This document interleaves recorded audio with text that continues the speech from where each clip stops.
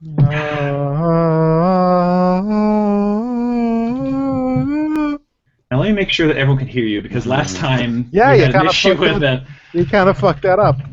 Yeah, so I'm going to double check that. I'm actually going to open up my channel and I'm going to listen to us. So let's see. This is going to be some weird feedback in anyone watching right now. I think we can hear you because I just heard your voice for the split second that it was on. Fuck you! I heard that. Now we wait 90 seconds for it to come through the Twitch stream. Okay. Okay, yep, you're good. You're good. You're good. Okay. I just heard you say "fuck you" really loud. Okay. So then I gotta open up Twitch alerts. If people follow, I can see. Hang on, I have to post something on Facebook. Oh my god. I'm gonna see rundown.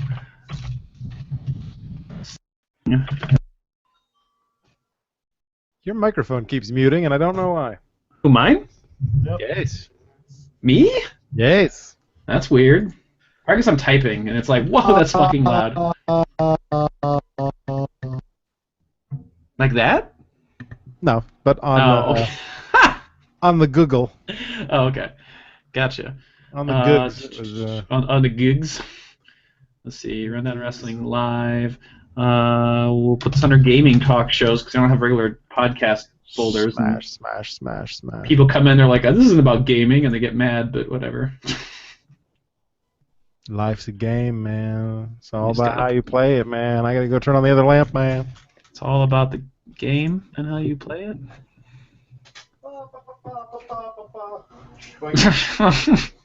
Okay, I'm going to post that on Questionable Endeavor. Oh, that's right, it's unplugged. Fuck. Adam Unplugged.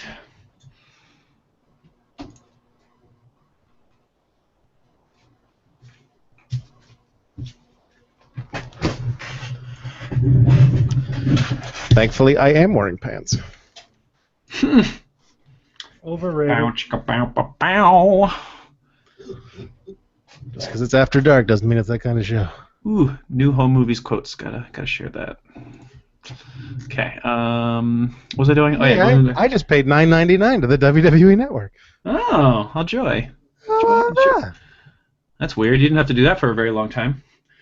Not until they cracked down on it. That's true. Blizz, how's it going inside there? Blizz, this isn't games. Hashtag angry so mad. Yeah. This will be it. This is a podcast we're doing shortly. I enjoy that only you can see the Twitch comments, so I have no idea what's being Well, I mean, said you about can. mine. You could log into Twitch and have it like up on your screen, and actually you could do a pop out. I have so much other shit that I have on my screen when we do this. You don't understand. You have shit on your screen? I do. That's gross, man. That's fucking gross. You're a It helps- gross individual. It helps me get into the zone to do the rundown. There you go, muted again because you're smashing on your keyboard. Well, would you rather it pick up my ridiculously loud typing? Yes, because then I can make fun of you for it. Oh, okay. Well, fair enough. So I'm going to post that on the Questionable Endeavor Network. You can only hear you. Is that on questendnetwork.com? Yeah, it's on questendnetwork.com. Everyone who's watching right now, meaning Blizz, should go and sign up for the forum so we get more people talking on the forum.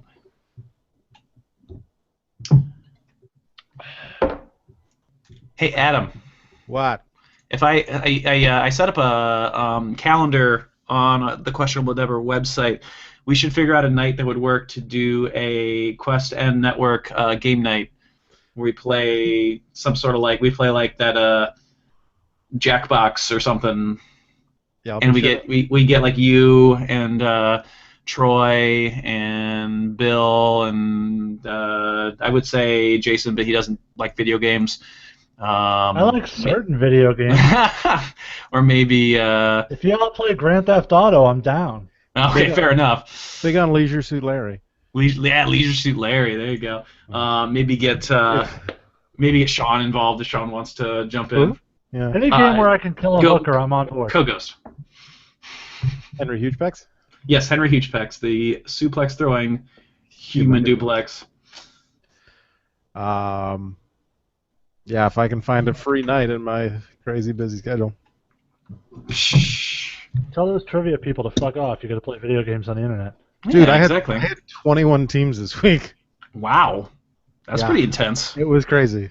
That's because you blew them off last week. So. Oh, that was crazy. I was so many ounces. If you want to put if you want to like advertise that on the Questionable Endeavor calendar, let me know. Every Tuesday at 8 p.m. That's if you give me the name of the location, I'll toss it on there as a recurring thing. I only have to put one thing in. That's the Port Tavern, 84 State Street, Newburyport, Massachusetts. Port Tavern. I'll write it down. Fine. Port Tavern. Every Tuesday at 8 p.m. 8 p.m. your time. So what? 7 p.m. my time. Okay. Yes, advertise my Massachusetts trivia in Central Time. Confuse everybody. Well, no, because it'll automatically update to the correct time zone, whatever. Trivia night with Adam. Welcome to this special edition of Scheduling Adam's Time with Andy and Jason. That's what we do. All right. So this is 256. Yep. It's like that's a good number. It's a good number. It's a lot of colors. It's a lot of colors. I was trying to think of how to say that, like in a clever way, and it wasn't coming to me at all. So whatever. Whatevs. We got a shitload of stuff to talk about, and it's 8:36. Yes, and I still have to go do things tonight. So let's talk about them very quickly. Yeah, come on, Andy. Is this your first time here? That's not good. True. There's a few things I don't have a lot to say. Like the Cruiserweight Classic wasn't that good in my opinion this week, so I don't want to talk. I don't have much to say about that one. I thought it was one of the better ones. Really? I didn't particularly care for it this week. Maybe save it for the show, gentlemen. Sorry. Jason, you ready? Yeah, I'm ready. Okay. This is... Willing. What? Cable. Ha. I see what you did there. Next week on SmackDown. Fuck them. I just saw my notes from the voicemail from last week. And it makes me laugh. All right. Honestly. What? Well, did you see my lower third? Oh, I didn't make the lower third yet. I made one just for Adam. Andy, tagline. Veronica fuck. Shadowvane.net is what it usually is, because you're because you're a whore. That's what am I thinking? Okay, you are both a pimp and a whore. You know me very well. With a randomly muted microphone. Sorry. Yeah, stop banging on your fucking desk there, Chief. Sorry. Hey, I don't care what he does on his desk, just stop muting the microphone. The forums are not busted. Blizz says the forums are busted after you do the thing, it breaks. But Jason, you signed up for the forums today, didn't you? Yeah, either yesterday or today. And it worked just fine? Yeah, I don't have any problem. Yeah, so go fuck yourself, Blizz. Oh, no, don't. Blizz is amazing. Blizz is fantastic. This is how you get 3-star ratings on fucking iTunes, Adam. Good job. Yeah, Adam, Jesus Christ. Tell your fans to fuck up. All right. Dude, I tell them to go fuck themselves at the end of every episode. Trust me, he has no fans. They're here for us, Andy. That's what it is. That's very true. That's very true. Yes, I'm just the moderator. This is 256. In 3, 2, 1, record. Why did it jump down to the bottom? I'll have to cut this part out. That's okay. Good start. now I can't because you talked about it, you fuckers. With fewer unexplained absences than Jimmy Uso, it's episode 256 of The Rundown. Play the theme song. Theme song! Awkward silences. Yeah, we need to be able to hear this theme song at some point. I can't do that. Well, that's because Adam's lazy and can't go in and cut the audio for like 3 seconds. Like, it's so easy to do. I like our little conversations. Hello, everyone. My name is Adam. I'm your host. It is Thursday, July 28th, 2016. My God. My God. First full week of the draft split. Very much fun going on. But first, if I may, a moment of silence to mourn the passing of an institution Abdullah the Butcher's House of Ribs and Chinese Food closed its doors this week, gentlemen. Oh. Very... I thought you were gonna have a moment of silence for silence for Miss Cleo. Science! A moment of science! That is the opposite of a moment of science. It really is. Did Miss Cleo die? Really? Yes. Yeah, she died, and that made me really sad. And I watched every really awful commercial from like the early 2000s. Like, Let me tell you what you're gonna do. You It's only amazing want that- you for your money. I didn't realize how trashy the people that called. I'm not surprised at how trashy the people were Really? that called in on the infomercials. But Really? it's like she was always just like, Really? so you're trying to figure out who the father of your child is? It's the one who's sleeping around on you. And she's like, oh my God, yes it is. And I'm just like, I love this. Why did I never call Miss Cleo? I'm Probably amazed. I was like that she- 17. Because you're smart. I'm amazed she didn't see it coming. Jesus. Oh. And that's the joke. Oh. Victoria matter? the fuck What's the fuck. matter? That's the one you went with, huh? And Big Titty's out to open on my Uncle Anthony. If you don't know what the fuck that means, just watch last week's YouTube episode and then watch this week's YouTube episode as well, because fun things happen when we go off the air. It's true. Off the rails, actually, is probably a better description. That too. We always go off the rails, though. Speaking of which, I haven't turned my speaker on yet, so we're going to make this noise. Oh, Speaking of God. which, How many do we have this week? we get like 4. Oh my God, we're never going to be done, are we? 4. 4. Although I like how he calls, because then I actually remember what's going on, because I don't remember anything. Wow. Oh, I got to write things down or type really loudly. before we start the Because then your voicemail, microphone will mute. before we start the voicemail, do you want to tell any more of our listeners to fuck off before we do that? or- Yeah, because Blizz on the side says, I see how it is. I say, And he hasn't said anything since, so I thanks. say that every week. At least he's still on the side, I suppose. At the very end. We have 3 He's viewers. still there. He's still watching. For what it's worth, we have 3 viewers on Google Plus. So I don't think Are we've you ever- fucking kidding I don't me? think we've Seriously? ever had that. I don't think we've ever had that many viewers Hey, before. Adam, remember that one time when that guy came in and called us He called the us F faggot. word He in like called a us different faggots language? He called us faggots and then left. Say hi to Kogo's Sean. Say hi to Sal. We do have one legitimate one, though. Maybe Bill. Maybe Bill's watching. If Anyway. this is a new And person, Bill- there's a Q&A button on the left-hand side of your screen. You can click it and interact with the show. We'll be able to see what you type. And And Bill, Respond. if that's you, go watch the movie that we're reviewing tomorrow night for Tooning Japanese, please. So I'm not the only one talking about it. Now we only have 2. Oh, see that? Now Bill left. All right.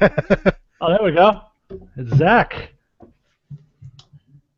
We have 2 viewers on Twitch right now. Before I let things like that, and Raw and SmackDown get in the way of my thought process, I did not want to forget to talk about Adam and his tenure as a ring announcer. Can you hit the Too times long. 2 button? Because I have heard I that think man Sal's announce calling in drunk again. live at a independent show in the Northeast. My work schedule is tough, at least, to say the least, for me to make an indie show. But if I had to guess, No comedian. if the gentleman in the rundown could verify, if I had to guess how Adam announces Christian Casanova, I would assume Really? It You would left a be voicemail something about this? like this. Making his way down to the ring, weighing 225 pounds from Boston, Not even close. Massachusetts, Also No, not not even a correct. little bit. Christian Casanova! Hey, let me know how that was close. Talk to you guys next week. 1, not even a little bit. Well, that was a waste of a minute and a half. 2, we need to start screening these voicemails better. I thought we 3, were like, 3, Go we ahead. have Zach on Google if you'd like to tell him to go fuck himself, Adam. No, Zach's been around for a long time. He knows I'm just playing. He knows I'm playing. Unlike It's me. Bliss. It's me. It's ZDP. so true. Well, that was a This good one waste better- of like 2 minutes. No, this one better actually be something, Sal, or you're banned from the show. No. Which will be the end of the voicemail segment. Motherfucking Ambrose. Oh, God. Sasha goddamn Banks and Finn fucking Balor. Great. Now we've only got one viewer. Thanks. Guys, Sal. it is Tuesday morning as I call you to discuss Battleground and Raw. I'm sure my cousin Tommy will call to talk about SmackDown and NXT. I'm sure he will. There's so much wrestling. I don't even know where to start. You guys are going to have like a 4-hour show this week. No, I can't. To see Dean Depends on Ambrose how long walk this voicemail away takes. from the triple threat with the WWE title was amazing for everybody who said he was only going to have a 30-day title reign. I was worried. I'm shocked that he pinned Roman, and I'm also shocked that Roman took another high-profile pinfall the very next night on Raw. Safe to say that for the time being, this guy's push is over. Which is, look, maybe they do need to repackage him. People have been saying make him a heel. I do question anybody who says to make him a heel as far as when was the last time that a babyface turned into a successful heel after not being a successful babyface. It's just a rarity, so we shall see. I'm very, very surprised after Charlotte went number 2 to Raw that she dropped the title to Sasha. I think it was great. Obviously, the rematch will be at SummerSlam. I think it was a great moment for Raw. I think it was a great moment for Sasha. I was shocked, though. But I'll tell you this, when she pulled the Eddie Guerrero and threw the title belt to Dana, pretended that Dana hit her, I knew right there, and then she put in the belt. As far as Finn Balor, man, wow, what a way to debut this guy. Wins the Fatal 4-Way, which was shocking to me because he pinned fucking Rusev. That, Rusev doesn't take pinfalls often. And then he pinned Roman Reigns. Holy fucking shit, Finn Balor pinned Roman Reigns. Jesus Christ. Now, the same logic that you would have going into the main event on Monday night, well, he's not going to beat Seth. You never know. At this point, I think there is a decent chance he beats Seth. I mean, probably not, but I love it. And, oh, by the way, I'm not surprised that we didn't get the Demon Finn Balor. We will get the Demon Finn Balor at SummerSlam. Last thing, guys, Sami Zayn and Kevin Owens at Battleground was phenomenal. That freaking brainbuster DDT on the ring apron. My God, I thought he killed him. Those guys are great. Hopefully they get singles titles soon, especially Zayn. And hopefully Owens too. But I will talk to you guys next week. All right, let's talk about Battleground and Raw. Sure. Battleground, the final pay-per-view. The final pay-per-view of the non-brand split era, the old era. Well, sort of, kind of. I mean, SummerSlam's also co-branded, so. And that comes up next, right? That's the next pay-per-view? Yeah. That's the new era. It's the new era they're promising. And they certainly did their best to introduce that new era on Raw, that's for sure. This is actually a perfect opportunity to introduce Jason's new column on QuestNetwork.com, which I really enjoyed. I will tell you that to your face right now. I really enjoyed it. It's called 3 Up, 3 Down. You take Raw and SmackDown. You give good things, bad things, and neutral things about each one. I read this week's one, the first one from this week, and I got to tell you, I really enjoyed it, and I agreed with many of the points, if not all the points that you made. So, thank you, I appreciate that. Planning on trying to get that in every week, so stay tuned to the QuestNetwork.com website, and you can read probably going to be every Wednesday. I'm going to shoot for, if not Thursday morning, to get that one up. So, sounds good to me. Troy, speaking of the website, Troy is also doing recaps. Phenomenal job Troy is doing.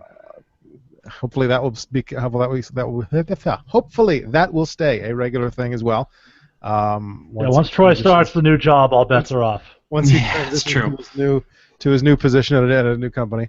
But we'll see. I wanted to get him on here tonight to talk about that as well, but he was unable to make it.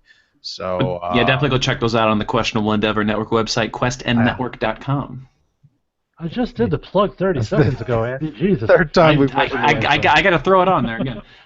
So let's talk about Battleground, shall we? Yes. So as far as the event overall goes, I thought it was a great pay-per-view. I really enjoyed it. I had a lot of fun, and even though there were some things that were a little predictable, it was still pretty good. I thought right from the pre-show they set a different tone by having Breezango go over on the Usos. Yes. Fantastic. Love that.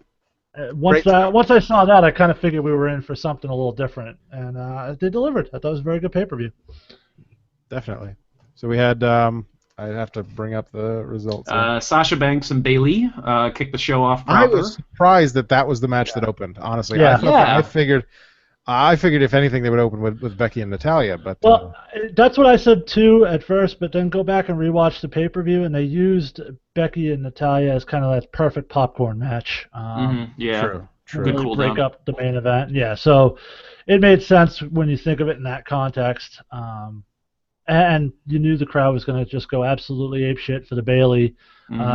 Surprise, they did that, so you got the show off to a hot start in terms of the audience. So, in retrospect, at the same time watching it, I was thinking the same thing, like, why are they starting with this?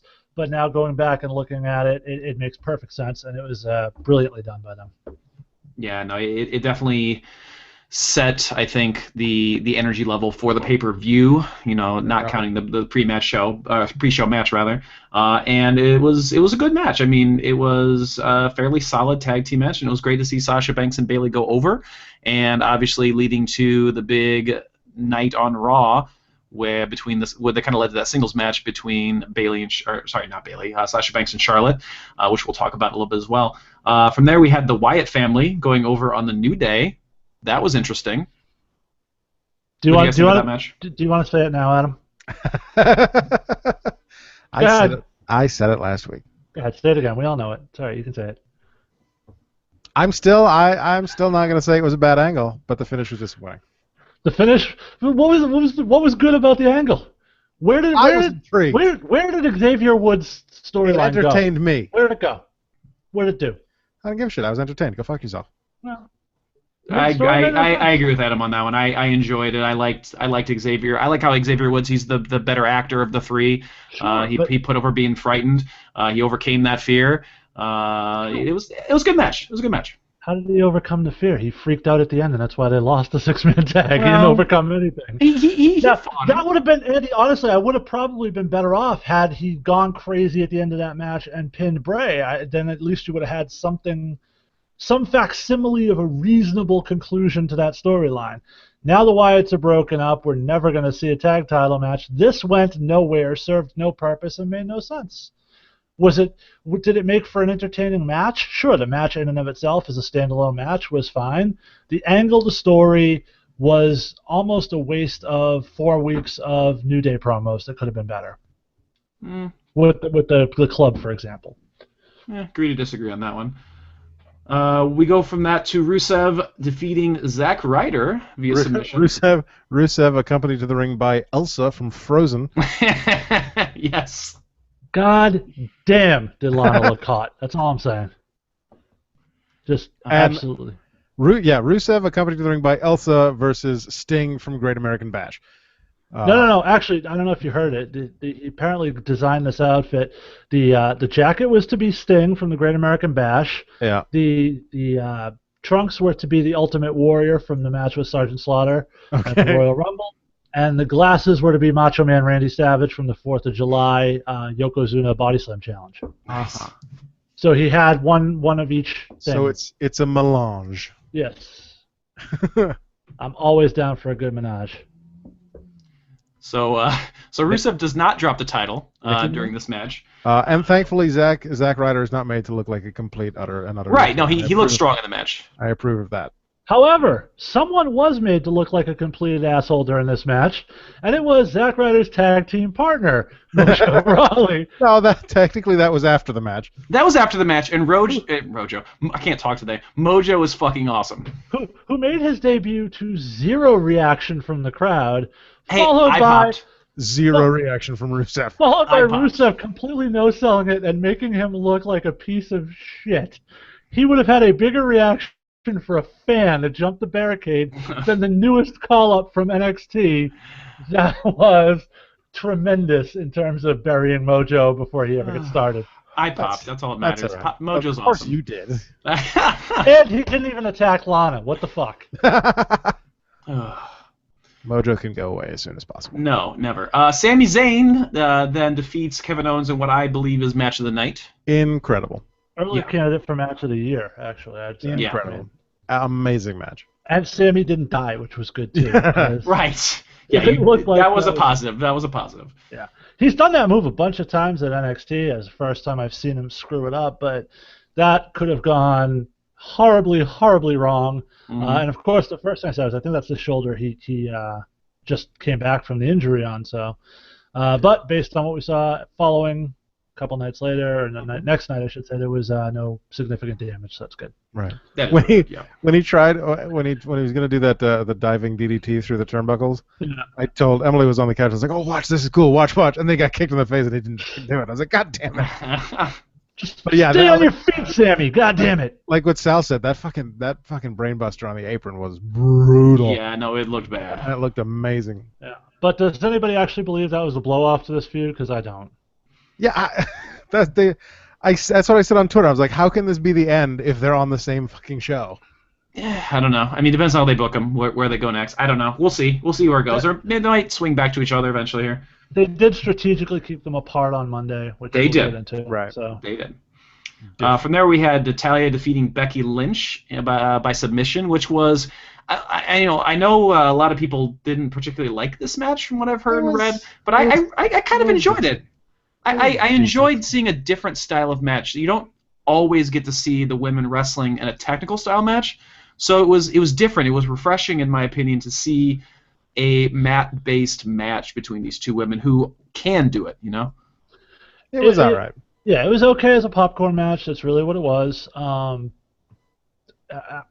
on record here on this show as not being a huge fan of Natalya. I think she's tremendously overrated by the IWC.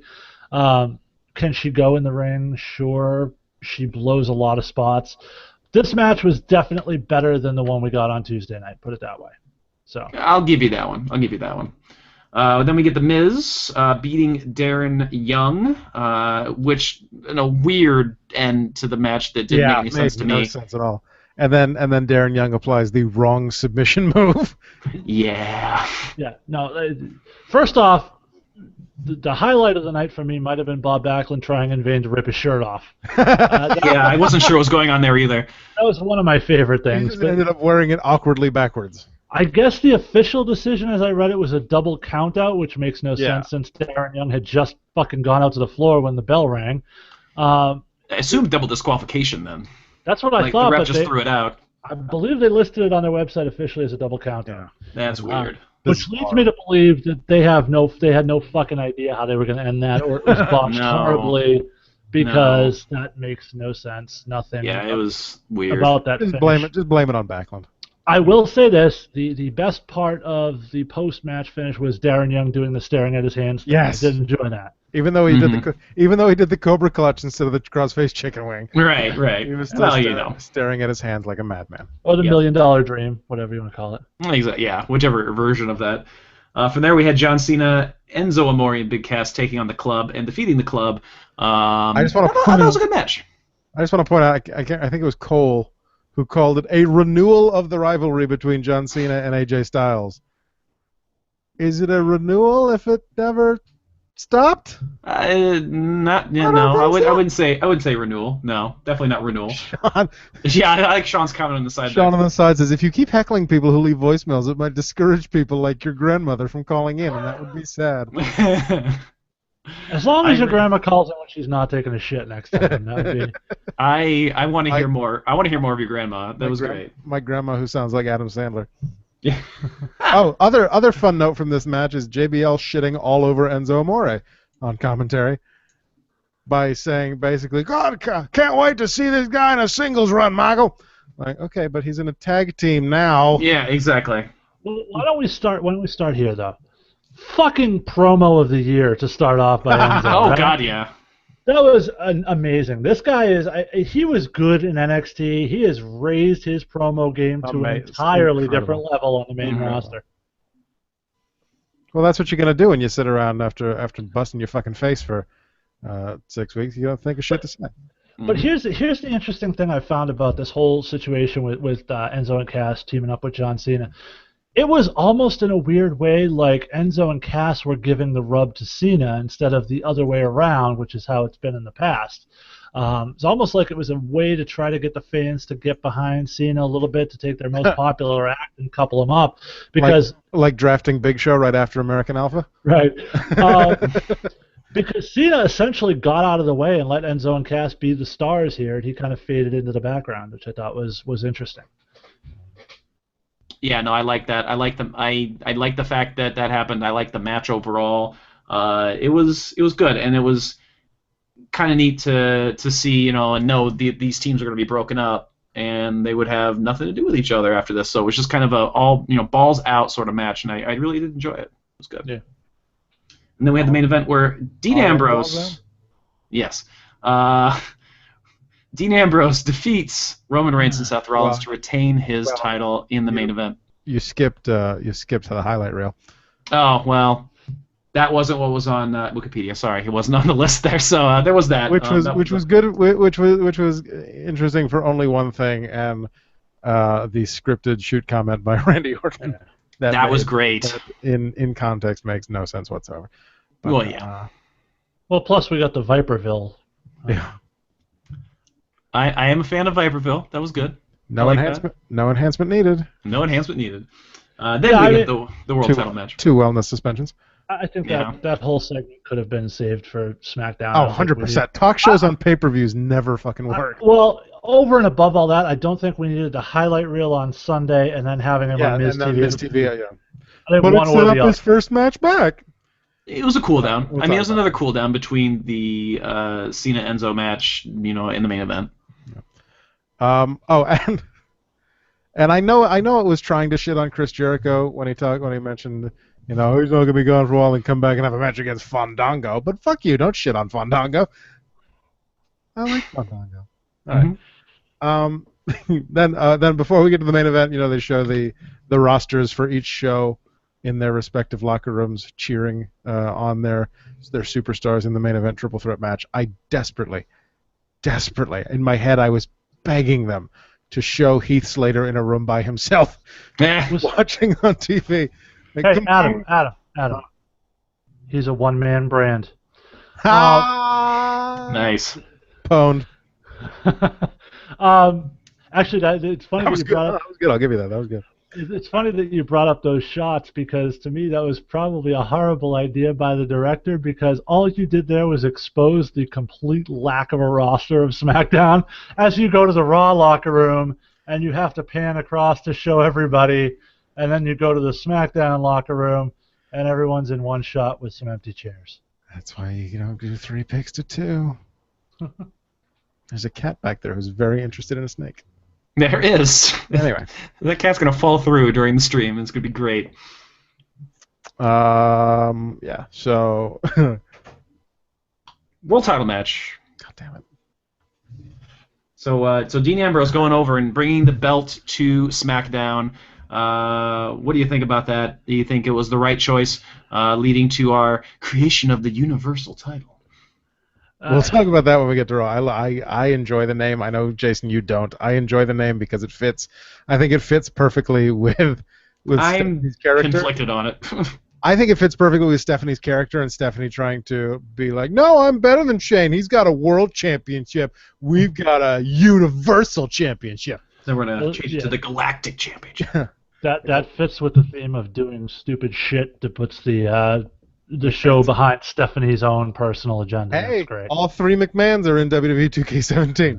All right. 3. You forget Linda? She doesn't count anymore. She hasn't been on TV in years. So you're telling me I can't have Linda versus Sasha Banks? No. Oh, no, I want to see that so much. It'd be great. Give her the WrestleMania theme song. Go out to the ring and be so Linda great. Linda Bot 5000. Linda Bot 5000.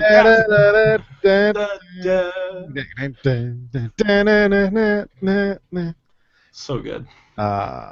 Thankfully, my cat, no, Sean, that cat is not about to go to Viperville. He did jump down.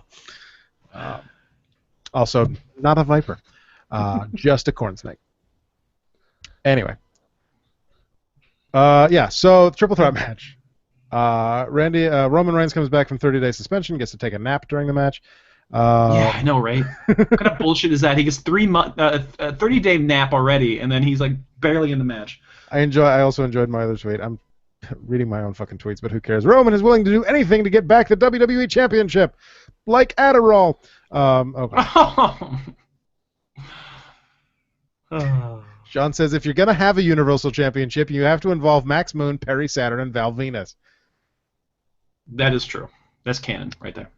Anyway. But yeah, I thought the triple threat was great. I really enjoyed it. I'm happy that Dean won because I was worried that he wasn't going to. But he did, so yay. I was worried that he was, but... Yeah, shut up. Honestly, I thought, of the three, I thought Dean had the least impressive performance in the match. I thought the ending sequence was okay. Dean had just taken a big, powerful move and got sent to the outside. Roman hits the move, and then all of a sudden Dean jumps up and he's fine. I think it was booked badly. I think they made it look bad to finish. Over and above, I think Dean Ambrose owes a big thank you to Roman Reigns' piss for turning heel on him. Because short of that, Dean is not the champion, certainly not at the level he's at. Right place, right time, and hats off to him for carrying that out. And we talk a lot about I can't believe they did that, but by all accounts, you go back to Money in the Bank, Dean was never the plan at Money in the Bank and really came about because of Roman's test. And now you go to this, and by all accounts, this was never the plan originally either. It was supposed to be Seth and Roman feuding for the title. So they mixed it up again at the end. Dean's holding on by the skin of his teeth. God help him, but I don't see this run lasting very long at this point. Well, we can talk about that when we get to SmackDown. But let's talk about Raw first. Let's talk about Monday Night Raw. Yes, Ram. That new logo is terrible. It's a bad logo. I don't like the logo. I hated it when I saw it originally, but seeing it live on Monday was kind of like the animation graphic to it, made it a little better. I suppose. We open Raw with Mick and Steph announcing, that it's Roman's fault that the WWE Championship is not on Raw, so let's put him in the match to crown a number one contender, but whatever. Buffalo Wild Wings. And announces, says, Raw needs a heavyweight championship. Raw needs a heavyweight championship. And then schedules the heavyweight championship not to appear for 4 weeks. Well, they might not have it made yet. That might be an expensive thing they're getting made right now. They may only be in the design. It's got to encompass the entire universe. Well, yeah. Well, how Raw is, and these writers, they probably were sitting there an hour before the show and go, oh shit, we don't have a name for our title. Do we bring back the big gold one? No. Great idea. We'll call it the Universal title because of the WWE Universe. And now they're like, then they did start calling Dean the WWE World Champion on SmackDown again. Mm-hmm. Yeah. So they announced 2 Fatal 4-Way matches. The winners of the Fatal 4-Way face each other in the main event, and the winner of the main event goes to face Seth Rollins at SummerSlam. These matches, man. These matches. Holy cow. Yes. And Jason, this was one of your tops on your article there. In the first match was Finn Balor and Rusev and Owens and Cesaro. Yeah, that's right. Jericho was in the second one. And of all people, I certainly wasn't expecting it. The winner, with a pinfall over the current United States champion, Finn Balor. Moving on to your main event. That's great. It's great. I will tell you, I got fucking goosebumps during his entrance. Just that debut on Raw and then that victory. I just got goosebumps now. Yeah, and give it a couple weeks until the crowd that doesn't follow NXT really gets into it, and you start getting that entrance with the full crowd doing the whole deal. It's going to be amazing. I don't know if you guys caught this. I actually caught a GIF of this a little bit early before we got on air tonight. Apparently, when Finn Balor stepped up and did the whole, big flipping up the jacket, Big E was on the side mocking him, doing the same thing with his little coat. Nice. So, Big E is like a professional troll. He's amazing. Also, with the new logos, we got new sets for Raw and SmackDown. Mm-hmm. They are, yeah, exactly. That was my point. They're different. They're not different enough. There's slightly, it's slight still- little cosmetic things. Oh, Raw has a ramp. I think that's your thing. Yeah. And then Raw also drafted the old LED tachometer from the Over the Limit pay-per-view. So that got Right. drafted to Raw.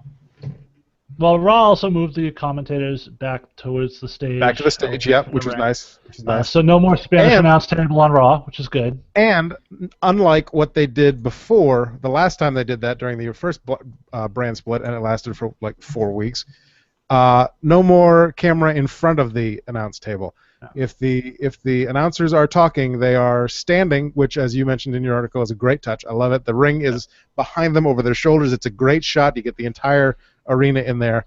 Big fan of that. I'm a big fan of the new commentary setup. It That's feels how really they- old school. Well, it feels old school, but it's also, I don't know for those of you who don't follow it, but it's how they open every episode of NXT of late with Tom Phillips and Corey Yep. doing Yep. that same shot. So And Morrow starting and Morrow and Daniel Bryan on the Cruiserweight Classic. over and above the in-ring stuff and the talents, which we'll get into, we've touched on already with Finn Balor, you're starting to see the main roster, in terms of the production, really start to take more stuff from NXT, which I think is a good thing overall. They started with the LED board around the ring, Yep. and now they're switching to the more, I want to say, current kind of image to the broadcast and the camera shots and all that stuff. A lot We're more getting use. we're getting in-ring interviews now. Yeah. Both before and after matches. For some reason, before decided to interview the guy who was going to get the shit kicked out of him by Braun Strowman. I don't know why that needed to happen, but I have a feeling the post-match interview is more of a nod to like the UFC style, because after Right. the fights they get in there and they interview the winners Right, and losers sure. and all that stuff. So Absolutely. I think that's what. I also like the use of the jib cam a lot more too. I thought that was a nice little touch. So for those of you who don't know, that's the crane camera that kind of they slides across. are definitely trying to do different things Yeah. things with camera work to make the brands look different as well. And I do, and I certainly appreciate that. Yeah. They should get rid of the shaky cam guy completely. Yeah, there's none of that, which I really appreciated too. Yeah, I don't know who that guy was, but I fucking hated him. Yeah, me too. Then I think we had the Nia Jax match next, Yep, correct? we had our first squash of the new era. Love it, by the way. That is number one on my positives, aside from the main event matches. That is fantastic. They need that for these younger stars to get over, because you can't. I've said this for a very long time. It's very hard to get any competitor over, especially someone who's new, with a back and forth 50-50 booking all the time. So I like the fact that Nia Jax that happened. I think who else? There was another. Was it Strowman? Braun Braun Strowman beat the young kid with no chin. I don't know what the fuck happened to his chin, but it's fucking gone. Braun Strowman probably ate it. I don't know. Braun Strowman with his new look, with his shaved side of head, but long hair on top of head, I need to Google that because that wasn't on the Hulu version. and no mention of the Wyatt family at all. But Huh. the same gear. Didn't Nothing. change his gear Same, at all. same clothing, different haircut, no mention of the Wyatts. Yeah, very weird. I And mentioned. Can we talk about his finisher for a second? Go ahead. The reverse choke slam. Yeah. That's dumb. Am I wrong? That's dumb. No, Wait. you could So was it like grab him by the back of the neck and then Yeah, slam him face And then down? throw him face first. because you can totally break your fall there. So unless you're fighting somebody who can't put their elbows ahead of them, that seems like a silly finisher. Although speaking of not silly good. finishers, Nia also went back to using that leg drop, which I think was a mistake. She was using. Did not look that impressive given the No, rest of the match. She was using back in NXT right before she got called up. She was using a power bomb right around the time she was feuding with Asuka, and then her last match before I think she finished it with like a jackhammer, which I thought was great because you can call it the Jack's hammer, and I think that would be awesome. Yeah, that would be good. I don't know why they sent her back to the leg drop, but I'm hoping that was just a one shot for the jobber. Yeah, it doesn't work in this day and age. No. Who the fuck wins with a leg drop? I mean, honestly. No wrestler I've ever known. No. But yeah, I mentioned it. I think I gave it honorable mention in my column this week. I love the return of the enhancement talents for a lot of the reasons Andy said. But over and above all that, you really you can hide a lot of the deficiencies these young people have. Mm-hmm. They don't have to worry about selling. They don't have to worry about going back and forth. You can say, hey, really nail these 3 or 4 moves, go out and do those, and just get yourself over. And it works. We'll work on the other stuff at the Performance Center. And the only person I can remember in recent memory they've really committed to that with was Ryback, and it got him over like crazy. Yeah. Mm-hmm. And then they killed it. Yeah. Scotty Slade. We have our second of our Fatal 4-Way matches then. Chris Jericho, Roman Reigns, Sami Zayn, and Sheamus. Yeah. Can you tell Andy has something to do after the show? I'm trying to just keep it moving along. I tweeted this match needs to go to Zayn or maybe Jericho, but not Sheamus and definitely not Reigns. Yeah. Womp womp. See, when Reigns was in the match, here's what my thought process was watching it. Roman Reigns will win. Roman Reigns will go over on Finn Balor. Finn will have a good showing, and I was surprised. I marked out so bad. Hey. I was actually texting with Sal. And we were talking about things like, if Finn Balor, I was like, yeah, but he won't beat Roman in the main event. Right. Yeah, when they opened the show with Stephanie kind of shitting all over Roman for letting them down, I had a feeling Roman was going to win the whole thing. But certainly, I knew he was going to win this match. But explain to me, if he's the reason there's no championship on Raw, why does he get to fight for contendership to the championship?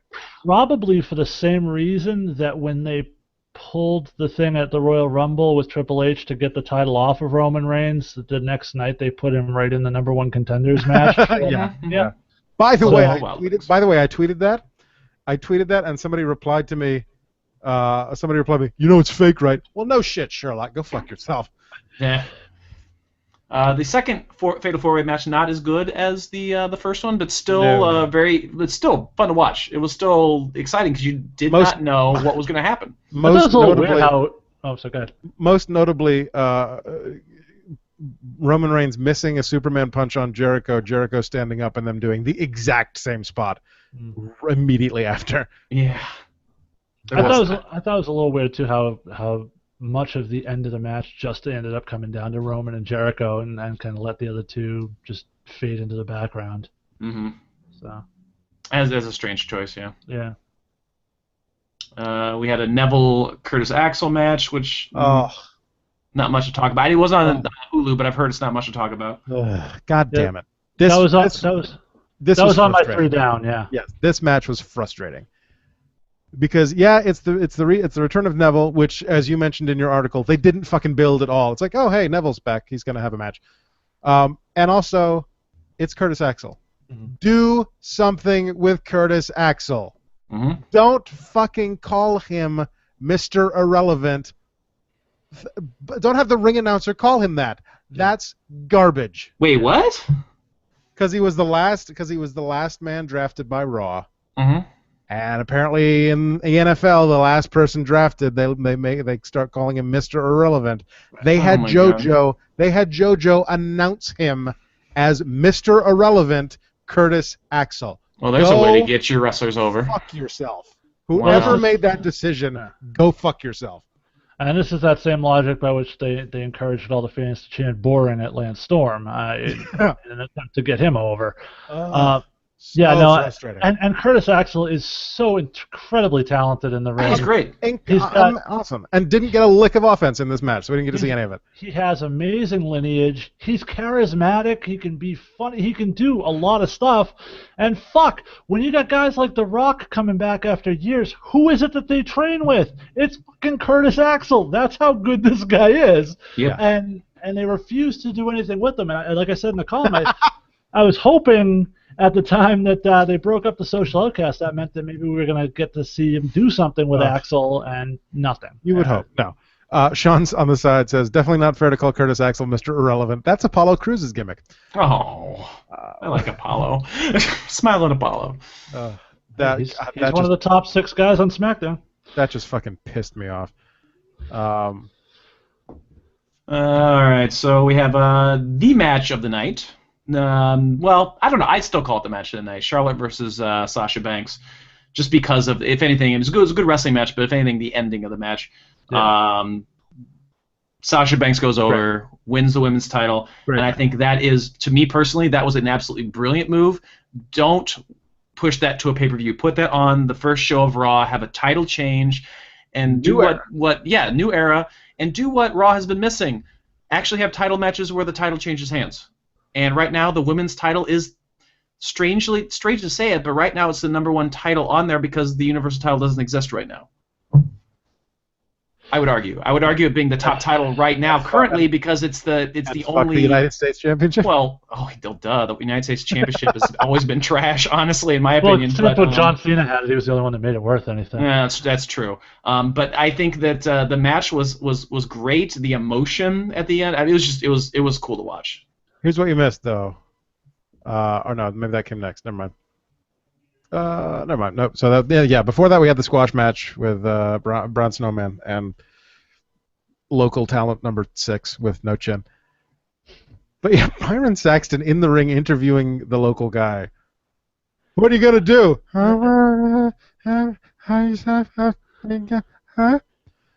Okay, thanks. Apparently, time traveler Adam showed up for this week's episode because he's gone back to a discussion we were already finished with. But that's true. He's talking about women's title matches. You're going back to jobber matches. But no, I think they did a similar thing with Ryback when they were interviewing guys before or giving them promos before Ryback came out to do the squash on them. Just to, I don't know, maybe get them over that they suck even more. I don't know what the point. I'll take time traveler Adam over racist Adam or dubstep or dubstep Josh for that matter. Fair enough. Well, we didn't have any Asians on Raw, so Adam could enjoy it. But yeah, we're going to part companies, I guess, on this. I guess I shouldn't say that. But I enjoyed the Sasha Charlotte match for the match that it was. In the overall scheme of things, I'm never a fan of hot-shotting a title like that. I think that match, even if you wanted to do that shot, then say on the pay-per-view the night before, well, by virtue of that, Sasha's going to get a title match tomorrow night on Raw. Build at least a little bit to the match. Put something behind it. I agree with you on that part, but at the same time, it harkens to the idea that anything can happen on the show. And it did. Sure. And I'll grant you that, and I understand exactly why they did it. My bigger problem with it is this program has been on the slowest of slow burns. I mean, we saw them slightly get into it before Mania. They had the triple threat match. Then Sasha disappeared. Then she came back, I think, at the Royal Rumble or one of those shows. One of the shows. I can't remember which one she came back at. Jump after that, jump in Charlotte's face, and then they kind of faded her off again. And they brought her back slowly, and now she's primed. And she had that tag match, and she got Charlotte to tap out. And we're starting to build towards this big match at SummerSlam, and then we just throw it on an episode of Raw. Now the title's changed, and what's special about the match at SummerSlam? Unless, and the only caveat I'll give it is if the plan is to do some type of an epic women's match we haven't seen before, a ladder match, a steel cage that would be match, awesome. Something along those lines at SummerSlam. That's the only scenario under which it makes sense to me. Yeah, no, I think a ladder match, a women's ladder match for the title would be fantastic. I agree. And that would make it make sense. Right.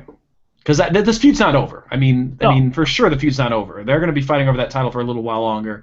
But yeah, no, I think that'd be a great idea. Then here's the next match that I see listed is the Enzo and Cass versus the Shining Stars. Andy, we should probably let Adam say something about the women's match. Is he frozen right now? I think he might be frozen. Okay, no, he's not. Okay, sorry, I thought you were frozen. No, he's just hurt because you're ignoring him. Sorry, go ahead. I don't know. I'm just a moderator. Noticeably absent though was Bailey, and didn't even get a mention. I at least not that I noticed. Other than the tag match last night, Bailey was there. Okay, so is she going to be like a free agent? You think? No, she's going back to NXT. She's going to face Asuka for the championship at the next Takeover, Brooklyn. And then presumably after that we'll get the official call up.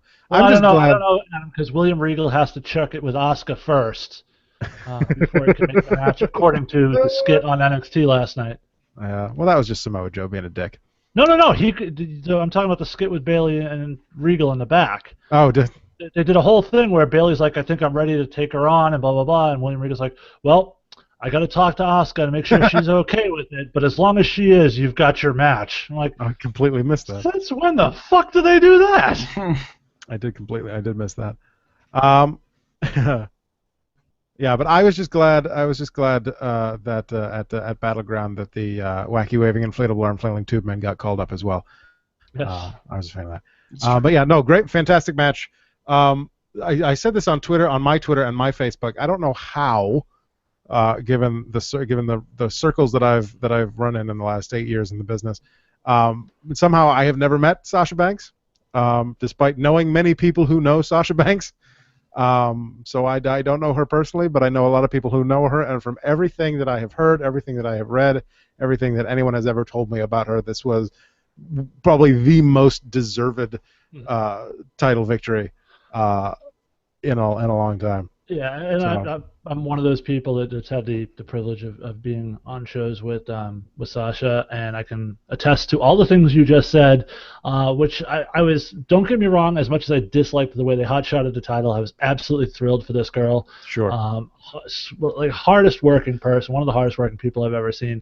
And this whole thing about wanting to be where she was since that's a shoot. I mean, this girl legitimately loves wrestling. There was some interview I read this week. It was talking about that the WrestleMania when SummerSlam was like SummerSlam. What the fuck am I talking about? Snoop Dogg. SummerSlam on the brain. I was looking at Sean's comment up here. That WrestleMania when Snoop Dogg was like the commissioner for one of the matches or whatever the fuck they were doing, and talking about how before WrestleMania, they were all hanging out. She was there. She got to walk down the ring, down the aisle to the ring, and was like, and someday this is gonna be me.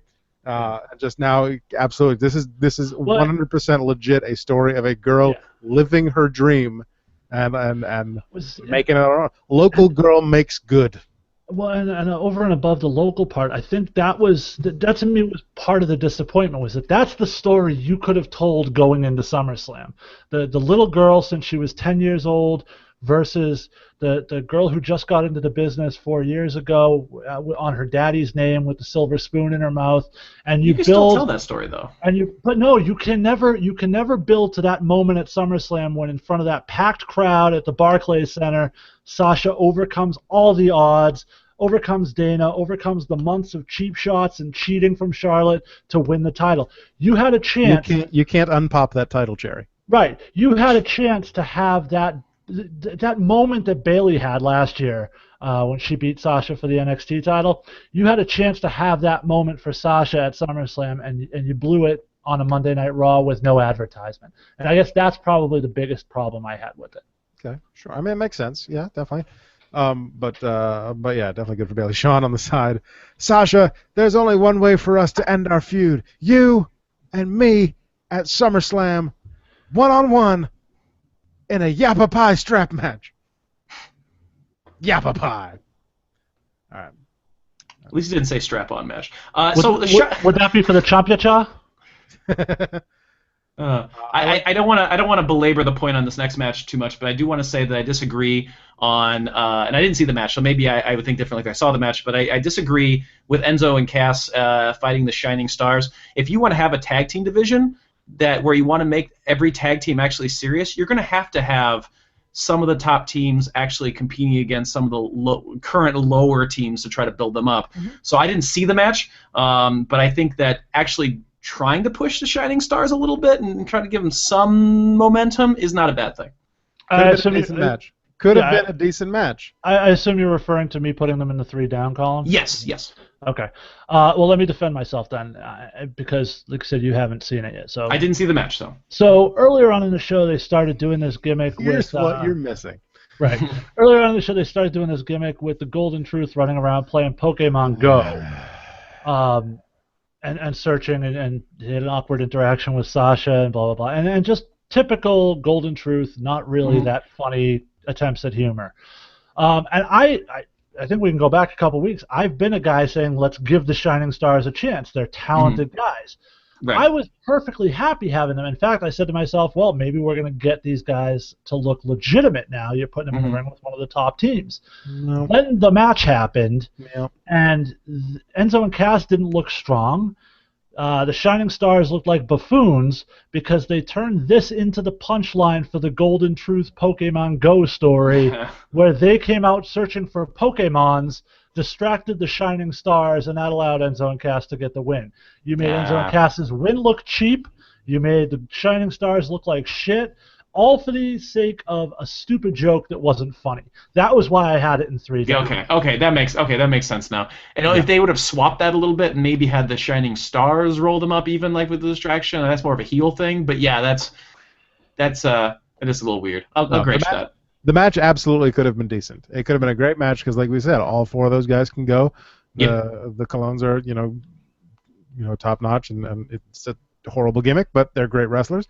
Enzo and Cass do what Enzo and Cass do, but it's exactly what Jason said. Using that match as a punchline for a complete waste of airtime that spanned the entire evening for no reason whatsoever, just killed. On the heels of having these guys in the semi-main event of the pay-per-view the night before. Right. Then we get the main event of the night because we're 51 minutes in and we're still on Raw. Finn Balor, Roman Reigns. All I'll say is what I said before. I expected Roman Reigns to take this match, and when Finn Balor picked up the pinfall clean victory, no shenanigans from anyone in any way, I popped. I literally I shouted. I was like, "Are you serious? This actually happened?" I would have shouted, but I would have woken everyone in the house up, so I wasn't going to do that. But yeah, I actually said on Twitter, I said, if this is truly a new era, Roman Reigns will not win this match. And Roman Reigns did not win the match. Apparently, according to something I read this week, he was supposed to. But after his suspension, it's a match. They're actually going to punish him? Wow. Weird. It's because he's not a part-timer. Anyway. They're going to punish him for Adderall. If only he had done something more benign like steroids, he'd have been fine. Exactly. Yeah. And we're getting Finn Balor versus Seth Rollins for the This is another the Universal Championship. Another reason I'm glad Eden Styles is gone for the Universal Championship at SummerSlam. I didn't even realize was Lillian on Raw? I don't think she was. I think we got stuck with JoJo because I tweeted about how horrible JoJo is. Fuck you. JoJo's a smoke show. She can be as hot as she wants. She's a terrible ring announcer. I don't give a fuck what her ring announcing skills is. I get to look at her a little bit. I'm happy. No, I thought it was interesting. I think I brought it up in the host. Because it was definitely JoJo who called him Mr. Irrelevant. Well, surprised that out of nowhere on the pay-per-view she was splitting with Greg from NXT. Yeah. Rather than Lillian. And Greg was doing SmackDown. I think he does a great job. I'm actually a big fan of him. He's fantastic. He does a great job down in NXT. I thought he did a great job on Sunday.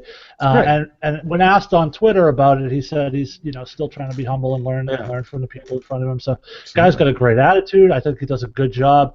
If only he had a set of tits, Vince would put him on TV a little more often. Unfortunately, that's not the case. Well, maybe he does. I don't know.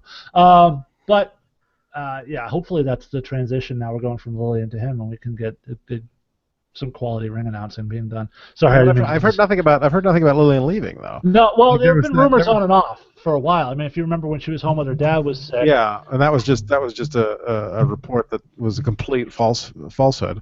Well, but maybe since that point, I've heard nothing. No, because if you recall, the actual report said she was going to come back until her contract expired, and they weren't going to renew it. That was the actual report that was going on around that time. So I don't know. Maybe that contract did finally expire. Maybe that was coming to fruition. I didn't catch that part. I just heard the part where they were like, "Oh, she got released." And I was like, "No, she didn't. She's with her sick dad." They started with the release, and then they said, "Oh, well, no, she's not released, but they've decided not to renew her contract." So maybe that's what we have. Sorry. Sean says, Primo and Epico are called the Shining Stars. They refer to Puerto Rico as the Shining Star, and their finisher is called the Shining Star. I think the writer who came up with their gimmick may be a goldfish. Is it that Magikarp behind you, Andy? Because it might be. That is Magikarp. It's a dice bag, actually. Speaking of Pokemon Go, there's a Pokemon back there. Goddamn Magikarp. At least change their finisher to the chocolate starfish. Chocolate starfish! Keep on rolling, baby! We have gone so long without quoting Limp Bizkit on this show. Why did you have to break that streak? It has been 0 days since. And it wasn't even Raccoon Reigns this time. God I know. Oh my god. I caught a Snorlax today, so that's cool. Nice. I just dangled it out there and let Andy finish it off. Anytime I can try to sing like Fred Durst, I take that opportunity. I love it. So if yeah, you call so that anyway, singing. I will say this, like I said, Andy said, I was shocked that they went with Finn Balor at the finish. We all I were, am absolutely, 100%. incredibly excited for the potential of what Seth Rollins versus Finn Balor. I assume they're going to fight for the ability to use the Sling Blade. Since I think Rollins stole it from Finn when Finn was in NXT. I don't think Rollins did it until Finn was down there doing it. I could be wrong on that. Yeah, I don't know. But it's going to be an amazing match, and I'm very much looking forward to it. The thing I would like to point out, and for all the shit that he gets, Roman Reigns once again, hell of a job in that match with Finn, keeping up with the young guy, keeping up with a style diametrically opposed to his. This guy, fuck you all, you IWC assholes. This guy is easily the second best member of the Shield in terms of in-ring performance. Not even close. Seth is obviously the top. Roman is clearly behind him, and Dean is a distant third in that group. Ooh, disagree on that. But anyway, we could talk about that forever, and I don't want to do that. I enjoy your joke now about Finn Balor, Jason. They're shoving him down our throats. Now we have to hate him. Yeah, that was the thing I said. Because that was the Roman Reigns thing, was he's shoving this guy down our throats, so fuck you, right? But meanwhile, Finn Balor on his first night pins the U.S. champion, the three-time former WWE champion, and earns a main event slot at the second biggest pay-per-view of the year. And the IWC goes, fucking It's about time. Yeah, exactly. Sean says you had gone so long without mentioning Limp Bizkit, but Andy took one look at that streak and said, Give me something to break. So do we have a voicemail about SmackDown now? And the jokes keep rolling. Rolling. Now you talk ill of the voicemails, but I know y'all be loving this shit right here. Oh my god, I love the voicemail, just not when we're already an hour in. Hang on. Hey Adam, would you please shut the fuck up? While you back this track up. All right, I think we're on. Are we on this one? No, I think I played that one already. I think we're on. Oh gosh. This one. I'm guessing it's Tommy. How can you tell? Because Sal said Tommy. I almost forgot SmackDown. the debut Oh. of Monday Night Raw's new set, new theme music. Yeah, we already talked about it. Moving on. I thought Corey Graves fit in. Oh, we didn't talk about that. Yeah, that's true. Listening to him on Monday night, it was like he had been there for years. I'm serious. I thought he was great. I liked the new Raw opening theme. I think it's going to take some time getting used to. I liked the debut of Nia Jax and the re-debut of Braun Strowman. I thought the squash matches were Please. what they needed to have, and especially, kind of protect them, have them do limited moves. I thought it was very interesting that one of the local talent got to talk about how scared he was of facing Braun Strowman. Jason is doing his best Stevie Wonder impression for those of you but yeah, listening. let's see what you guys think about the new Monday Night Raw. And talk to you guys next week. Okay, yes, let's talk about Corey Graves. And then there's one other thing from Raw that Andy skipped over that we should probably touch on too. So because he's fantastic. But go ahead.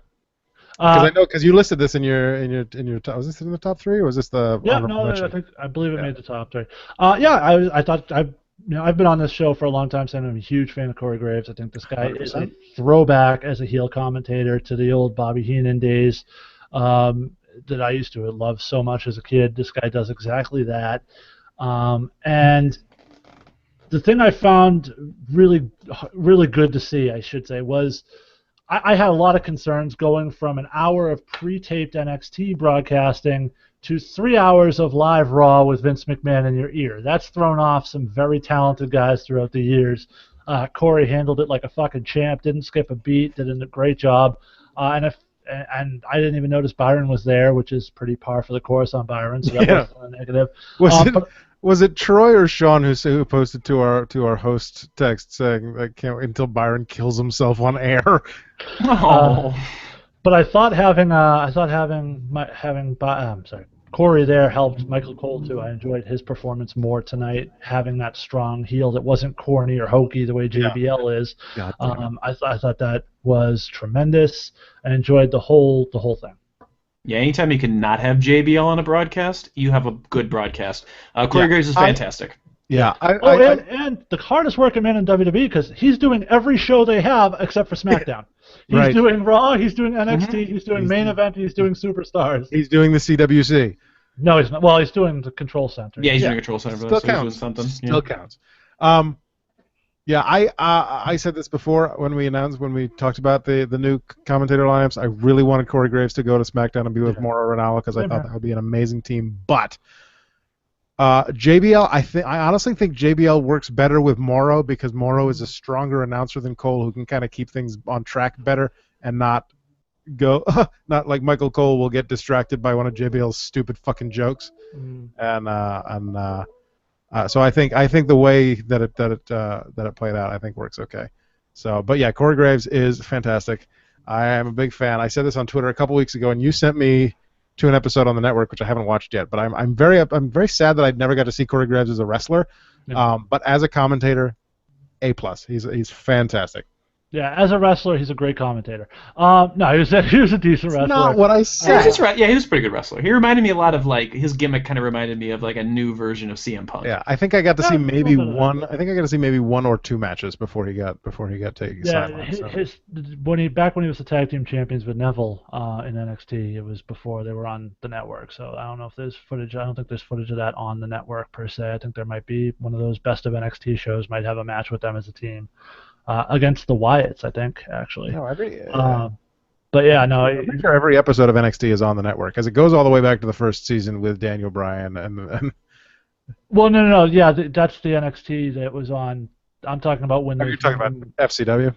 Well, when the FCW first became NXT as a developmental, there was a lot of stuff down there. You don't see any of the Big E matches or the Seth Rollins matches as an NXT champion on the network. They just aren't there. They basically started on the network when Bo Dallas had the title. So. Right. Okay, let's move on to this voicemail. Hold on. Before we go to SmackDown. Yes, you said we had one more thing. Yes, because Andy was clearly reading the match results for Raw, and as a result must have glossed over because it wasn't a match. But the New Day celebration. Yes. On Raw, which was almost authentic because Xavier Woods said they had the record for WWE World Tag Team Champions. Yes. Stop saying world because you're not. Stop that. Well, he's probably he's fresh off being completely scared by Bray Wyatt. So I liked their part of it, but once they went to the crowd, I think the whole thing just shit the bed until the club came out. Yeah, no, that was a horrible promo. That was not good. Like that whole segment, I was just like, what the fuck is going on? Okay. I liked the video package.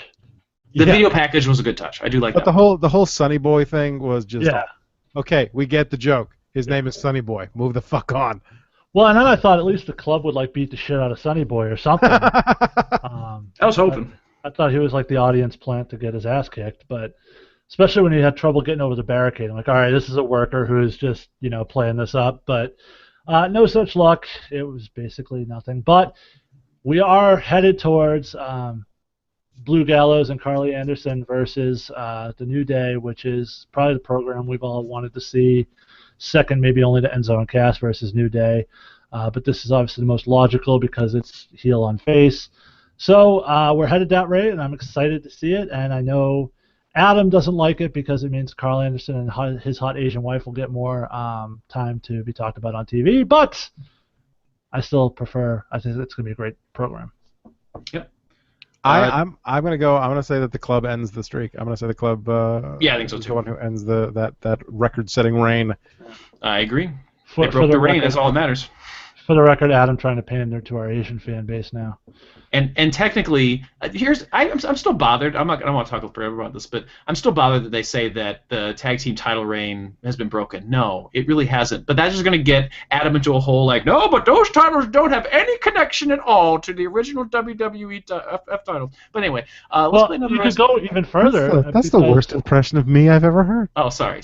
Let me cover up my hair. You have to do a condescending Asian impression as well. I prefer not to. Well, Adam did a couple weeks ago on this very show. And I regretted it immediately. Thank you. Moving on. But yeah, if you want to go into the title lineage, Charlotte actually broke Nikki Bella's title streak recently, had it been for the fact that they hadn't basically obliterated the Divas Championship lineage when they started the new women's title, which doesn't make any sense because one title turned into the other. Yep, agreed. So there's no real consistency with what they do with these title lineages. Nope. All right, voicemail, SmackDown. We are literally halfway through, and they're still trying to link the World Heavyweight Championship to the WCW Championship. And if you need to dip out, we can handle the rest of it, man. I may have to at some point. Let's at least get through a little bit of SmackDown. Call Troy and see if he can come on when you leave, and then we'll just play. We'll pretend Troy is you for the rest of the show. There you go. Troy can take over. Hey, how you doing? This is Tommy Montesanti. I'm here to talk to you guys this week about the newest edition of SmackDown Live. Can we get a big ass, big titties reference this week? Everything they can to make the brand look different. I didn't care much for the weird camera angles. Sometimes that was okay. Sometimes it annoyed the piss out of me, especially during the Battle Royal. I'm like, there's a fucking camera angle. Can you just leave it alone? Seriously. But I do appreciate that they have now announced that Shelton Benjamin's returning. That's kind of cool. I like the fact that Rhino is been placed on the main roster, so it's going to help them a little bit. But if you told me, if you told me at the beginning of the night, here's the people in the six-pack challenge, they're going to fight for the right to fight Dean Ambrose, and you told me Dolph Ziggler was going to win, I would have been like, what are you, nuts? What are you, fucking soft? There's no fucking way. So... Somehow, some way, hell of a six-pack match. Dolph Ziggler beat AJ Styles with a super kick. Jesus, now all he does need is Kevin Nash to walk him down the ringside, and he is Shawn Michaels. But I like the idea of the reemergence of Ziggler. Thought it was interesting when they did that women's segment that all of the girls had a microphone, except for the one with the biggest, flashiest entrance, Eva Marie. Gee, why did Eva Marie get a microphone? Because she can't fucking talk. She can't fucking talk. She can't fucking wrestle. And here's this fucking girl getting a 5-minute entrance, and all the other girls are supposed to stand there and look dumbfounded. Oh, fuck that fucking cunt. Seriously, somebody drop her off a truck bridge. Ouch. Talk to you guys next week. He's a little harsh there. It sounds like Tommy went to QuestEndNetwork.com and read my 3-down column for SmackDown. As I tweeted while I was trying to watch SmackDown last night on the internet and failing miserably. Eva Marie's Titantron cuts the promo for her because she can't fucking do it herself. Disagree. She actually did do a decent job as a fuck off heel kind of down in NXT on the mic. I think she can handle that part. She can play snotty and conceited. She plays the character she plays on Total Divas, and she plays that well. I have no use for her, and I want her gone. Yep. I fully agree with the throw her off a bridge comment. Well, that means she's successful. So as long as you keep having that visceral reaction to her, she will keep having TV time. So. Anyway. So yeah, Battle Royal. Should we start there? Sure. Yeah, bad idea. I agree with you on that one, Jason. Just bad execution. You have a thin roster on SmackDown. There is zero reason to highlight that. I think I read somewhere it was a 14-man battle royal. Yeah. Well, on top, over and above the fact that it made the roster look horrible. First off, why announce that everyone's going to be competitive in this match while you have the women at ringside if you're not going to be allowed to be in the match? Yeah, you know? Right. But in any event, you highlighted the weaknesses in the roster by doing it, and you put the rest of the show kind of on the back burner because all of your talent was used in this one match that really served no purpose. You could have had Alberto Del Rio and Apollo Crews have that opening match for that last spot because nobody fucking thought Connor and Victor were going to be on there. And if you don't do that Battle Royal, you can take Connor and Victor and debut American Alpha on your first episode. No, because then you got Connor and Victor losing in their first episode, and I want them to be good this time. I swear to God, I want them to be good. I think no, it would be them versus the Vaudevillains since they want to that's fine. Vaudevillains, whomever, since they want to punish Simon Gotch. A tag team that was in that match could have been taken out and used to debut American Alpha on the premiere episode, which fucking should have happened. Couldn't have been the Usos though, because Jimmy was nowhere to fucking be seen. Well, he's injured. Again? Yeah, tweaked his knee. He tweaked his knee at the pay-per-view. Oh, joy. Which is why he wasn't out celebrating with Dean Ambrose at the end of the show as well. But yeah, so I think the Battle Royal was a big mistake. I think it set the whole rest of the show back and just was not a good look in general.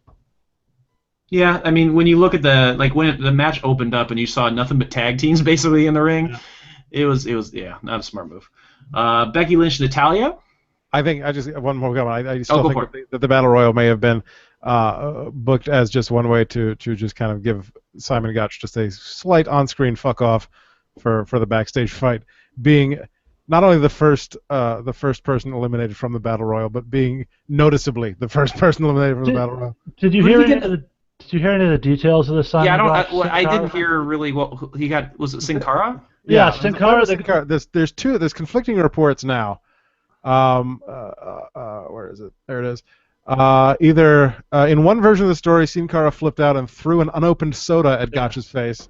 That accounts for the shiner that you saw on SmackDown. On Battleground as well. Another story that says Sin Cara punched him in the face. He was actually taken off the weekend live events, the house show tour. There were reports that he was actually going to be off TV this week. Obviously, he was not.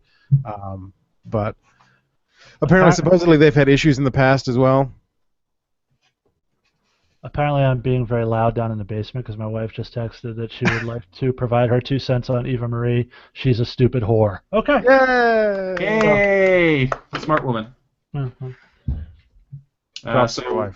So we already talked about the Becky Lynch Natalya match, but we talked about the first match. Said the second one wasn't as good. I'm gonna send her a message on Facebook.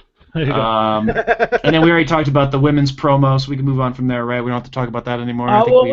We touched on the fact that that women's match wasn't as good as the one the night before, but there were legitimate spots in the match where Becky would kick Natalya off of her. Natalya would run towards the ropes, come to a complete stop, and then run back towards Becky as though she forgot to just bounce off the ropes. And for someone who's been doing this that long, I would think running the ropes would be, second nature at this point. But she literally did that same thing twice in the same match. And that's the type of shit that keeps Natalya from being a star. But then we went to the entire women's roster, which very similar to the Battle Royal, I think, just showcased the lack of quality you have on your women's roster as well. Of course, you had Alexa Bliss, who's never had a match on SmackDown, coming out. And I'm an Alexa Bliss fan. I think she's going to do good things. And I thought she did a really good job on the promo for her first time out there, too. Mm-hmm, sure. Followed by Naomi, who I thought was dead, so it was good to see she wasn't. But she basically came out as the black version of Alexa Bliss with gold tips on the bottom of her hair, same style as Alexa Bliss has. Followed that up with who was the next one? Was it Carmella? Yep. All right, so Carmella comes out to almost no crowd reaction because nobody knew who the fuck she was, which just highlights my point that she shouldn't be out there unless it's with Enzo and Cass. Followed by Eva Marie, who did that. I enjoyed the Eva Marie intro. I thought it was tremendous the way they did it. They set her up to be a huge heel. They did a great job. She came out playing like a my shit don't stink heel, and I thought that was great. Except then they just ended the segment. Yeah, that was so fucking awkward. I honestly thought there was something wrong with the video that I was watching. That it was okay. Here we go. Yeah, they must have taken too long. Go to commercial. Eva Marie comes out, shows her tits, parades around, and then apparently that just was so dumbfounding to all the other women they no longer had anything to say. Yeah, exactly. Yeah, apparently. I will agree with you that it was a strange option to go about it, but I mean, I guess when you have some new talent that, I mean, they're not new. I mean, Alexa Bliss, Carmella, they've been on NXT. They want to get the name out there at least, but there are better ways, I think, to do that. My wife's watching on YouTube. That she just told me, so that's how she heard my comments. So I'm not being too loud, which is the good news. If you haven't seen them, they're new to you. But you don't need to text her, Adam, because she heard your comment. So. I sent her anything to add to that, Adam, before we move on? No, the women's segment was completely awkward. And, We get the Miz and TV Miz segment, Morales. I think, is next, right? Yeah, which led to a match. Hooray! Just so I guess. Not a bad match, except for there was a really weird spot where Orton, I can't remember if it was before or after the RKO, where like Orton just sat there for a really long time, and I'm like, why are you not doing things? Shouldn't you be? Because I'm gonna do it again. Things? Yeah, but it was so awkward. It did not play well. He just kind of, I don't know, it was weird. Here's the thing. I think this segment was another casualty of that lack of roster depth. I think they would have preferred to keep Randy Orton off of TV right up until SummerSlam, because that would have been the logical choice. Yeah. However, with no roster depth and all of your active guys in this Battle Royal, you needed a match. So, of course, they had to transition from Miz TV to waste time all the way straight up to this match that served no purpose. Randy Orton doesn't want the title because, fuck that piece of shit. Why would you want that? So they buried their own Intercontinental Championship. You got to throw in a gratuitous pitchers and catchers joke, which... So weird. The whole thing was just done so poorly. And I think almost every problem I have with SmackDown, save for Shane and Daniel Bryan, can be traced back to the lack of roster depth, which hopefully we're going to rectify as we start bringing in some of these new people. Yeah, I mean, like I said, we got Rhino. There was the promo for Shelton Benjamin. Your belief is that will also lead to MVP. Yep. But yeah. Yeah, I mean, I understand why. I not that it was shitting on the Intercontinental Championship, but really, do you want Randy Orton versus Brock Lesnar at SummerSlam for the Intercontinental Championship? I mean, no. I don't need it for the Intercontinental Championship. I just would prefer Randy Orton don't say, I don't want that thing. Like it's a piece of shit. Hey, he just buried the Intercontinental Championship, which he's held. By the way. I don't think it came across. I mean, and again, the version that I was watching was sketchy at best, but as I recall, I don't think it came across that way. It was just him saying it was him trying to convince Miz to have the match by saying it's not for the title. It's not for the title. I just want to kick your ass. Why would you not want the second biggest prize in the company? It just makes no sense. I don't know. Main events. Wyatt, Cruz, Corbin, Styles, Ziggler, and Cena. You sound like me. You sound like me in the old days. Andy, you forgot the American Alpha debut. No, that doesn't bother me. Okay, it bothers me, but it doesn't. Yes, it bothers me that on this same show where there wasn't many wrestling matches, they probably should have debuted them. If they had a show with a bunch of other matches, I'm okay with, hey, you're actually tuning in to SmackDown again. Please come watch us again after this event. Like, you know what I mean? It's almost kind of like I know that this episode is kind of weird, but please watch next week because you're going to get to see this amazing tag team. Right, but that was last week. They drafted them last week to all the anticipation, and you saw Raw do the exact right thing. Take that exciting new guy, put him front and center night one, and make him a focal point. They didn't do that with American Alpha. That makes them seem less important than Finn Balor, for example, when in reality, that should be their answer to Finn Balor. Was, okay, yeah, you got this hot young singles star. We got the hottest tag team tag team in the business today. Let's showcase them. They didn't do it. They made it seem unimportant. And to top it off and to make it even worse, they had, during the fucking promo segment to open the show, they had Jordan and Gable standing right there. Mm-hmm. So, which, by the way, was great if you're going to go back and watch it, because Jason Jordan is standing right next to John Cena on the apron, and he's like a little kid in a candy store, just thrilled to be there. It was very genuine. It was a very endearing moment. That's adorable. But yeah, I think it was a huge mistake not to showcase them on night one. Were they in the Battle Royal? Nope. No, they were not. Yeah, so wasn't the entire roster. Well, I mean, okay, if that's smart though. If they were, don't put them in the Battle Royal to lose. If they want to show the impact. I don't know. It was weird. I agree with it, though I disagree on some other things. Undefiance in the Twitch chat is talking about the fact that when was the last time we saw any major match on SmackDown? Probably back in like the early 2000s, and I think that's probably before they ended the brand split. Right, that's what he's talking about. Is that or it shouldn't be that hard with the brand split to make these great matches. Or last week when the WWE World Heavyweight Championship was on the line. Well, there's that too. There's that, I suppose. So let's talk about the main event real quick. We have the main event match. Let's get real in depth in the main event and talk about it for a while. Well, we can if you want, I suppose, and then I'm going to take off. Wyatt, Cruz, Corbin, Styles, Ziggler, and Cena. I mean, when you look at the roster and how deep the roster or lack of depth of the roster, these are your big guys, in all honesty. Yeah, no, and that's why I said in my column. They clearly drew a line in the roster and said these are the guys we're going to consider our top guys. I was a little surprised to see the belly buttoned one make the cut, but he did, and I thought he actually made a good showing for himself. I can't watch him and take him seriously with his nipple eyes and his belly button mouth. It's nearly impossible for me to watch him with a straight face at this point. Now, it's one of those things. I said it. When I told you about it, Adam, I told you once you see it, you can't unsee it. No, 100% correct. And I got very mad at you for telling me about it because now I cannot unsee that. But. Exactly. But in terms of what he did in the ring, I thought he actually did a good job. I thought he came across well. I thought he came across as a big man should. Yep. And it was good showing for him. I thought Apollo Crews came across really well, hanging in there with all those guys.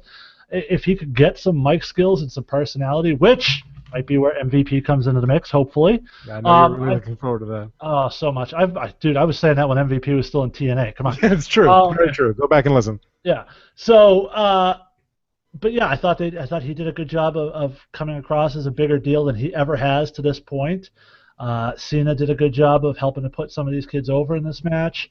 And, of course, the finish out of nowhere, and I don't know if this was in response to that shocking moment at the end of Raw, that they wanted a shocking moment of their own in putting Ziggler over, but I said last week that maybe I thought perhaps Ziggler had entered that territory where it would be hard for fans to take him seriously because he'd lost so much so often and been made to be so insignificant. Yeah. Really, that whole lot of them just we've talked about that on the show. But I think this was a really good first step towards rebuilding him. The next few weeks leading into SummerSlam are going to be really critical as to how they build him up for that match. And hopefully they do it right, and Ziggler gets back to where he should have been all along, truthfully. There you go. Definitely, absolutely. I mean, I've been pulling for Dolph Ziggler to be taken seriously forever. Like I remember his first World Heavyweight Championship reign when he was awarded the title by Vicky Guerrero and then defeated by Edge about 17 seconds later. I was like, well, fuck me, come on. And then he won Money in the Bank, and he won the title for Money in the Bank, and then got injured and had to lose the title right away. He had the balls to get a concussion. What a dick, right? Yeah, I know, right? And so it's been really painful watching Dolph Ziggler over the last few years because he is very talented and he is very capable and he should be doing a lot more than they have been letting him do. So I am hoping, like you said, Jason, that line in the sand, him being above the line in terms of ranking on the show. I really hope that this is when they allow him to do what he can do, and I don't know what you're laughing at, but Undefiance in the Twitch chat does not agree with you. He says that Dolph Ziggler should never ever be a headliner. That he's not that good of a performer. So it's just interesting to see someone disagreeing with you at all times. Well, I mean, I said about Dolph Ziggler the same thing that I said about someone on NXT. Oh, it was Perfect 10, Ty Dillinger. Yeah. He is so good at losing. Yeah. That they end up booking him where that's all that he does. Right, that's all he just keeps losing. Yeah, because he loses so well and makes the other guy look so good. Yeah, that comment just speaks perfectly to my point, though. This is the perception they've created of Ziggler, and now they're trying to all of a sudden flip the switch, and it's going to be a tough sell. It's not impossible. It is not impossible. It's very doable. I do think that the promo that I liked the black promos the black screen promos that they were doing with them leading up to the six-pack challenge where each guy in the match got to do his own thing. It's because they weren't Asian promos. Good. And I think that is really was a good start in Dolph's promo saying, you know, I'm gonna make this. This is my chance to break out. This is my time to shine. I'm gonna make the most of this opportunity that I've been given. And I think it's really a good start to get him back to where he needs to be. So yeah, no, and if I'm booking that, you know, Ziggler has to get another big win. This can't be it. He needs a one-on-one victory over an AJ Styles, over a John Cena, someone of that caliber to kind of legitimize him, and that needs to happen in the next few weeks. Right before SummerSlam, certainly rolls around. You know, I almost would have preferred to see a situation where it was Ziggler and Rollins. I think that would have been almost an even better match. The styles and how they would mesh in the ring. Obviously, that's not an option for this. I'm not sure how Ziggler and Styles is going to work together in terms of their ring styles and their performance. We'll see. Ziggler and Styles or Ziggler and Ambrose? Ziggler and Ambrose. Okay. I don't know that Ambrose can raise his game in ring to where Ziggler needs it to be to look good. We'll find out. It's going to be interesting to see. Yeah. Sean says Ambrose versus Ziggler is a great match for the second hour of Raw. And that's the perception they're battling right now. Right. Yep. That's why this was such a ballsy call, and I give them credit for it, because they had to know going into it that this was going to be a tough sell. And they're banking their second biggest pay-per-view of the year on this match, in part. So it took a lot of nuts to make this call. I'm impressed they did it. There could be a payoff. I mean, like you said, the perception's not there. We've got like I said, Undefiance on the side. He's still going on about how Ziggler's just not really built up right now. Yeah. And I do agree, but they have an opportunity to possibly just go with him. Yeah. They're trying to flip the switch, and we'll see if it works.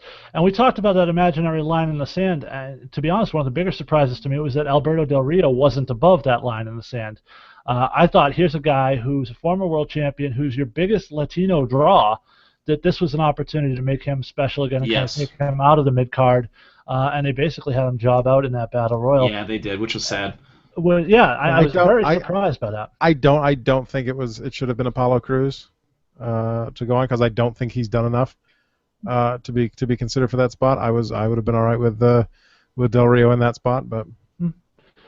Yeah, but by the way, last thing from Undefiance on the side, he said he's your new favorite guy, Jason, because he says Ambrose needs to be removed from the show altogether. So there you go, Jason. Look, I don't hate Ambrose. I think he's drastically overrated. I think he's sloppy in the ring.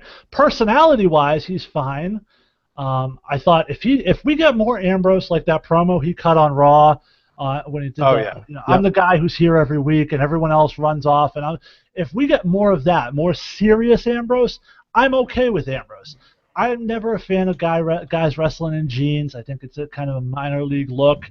But he can kind of pull it off because of the loose cannon thing. I think they went too far to the loose cannon side with Dean Ambrose. That's all. Why do you hate Brian Fury? I don't hate Brian Fury at all. But he wrestles in jeans. The Tekken character? What? But he wrestles in jeans. I'm sorry, when was he on WWE? I'm pretty sure Brian Fury is a Tekken character, and he wears leather pants. But anyway, I said it was kind of an indie look. Where does Brian Fury wrestle, Adam? And there we go. And that one. He was on SmackDown that one time. And by the way, I referenced Tekken, which means now this can technically be in the gaming talk shows category of Twitch. So there you go. There you go. Hey, full circle at the end of the show. Full circle. Something Katamari Damacy. We have one more voicemail. Oh God, please! Can we make this quick? It's Adam's grandma. Don't worry. Okay. It does appear to be very short, so don't worry. This came in during the show, so that's why it's Adam's grandma. This is surprising. Hello, Rundown. This is Raccoon Range calling in just to let you know why I'm not on the show tonight.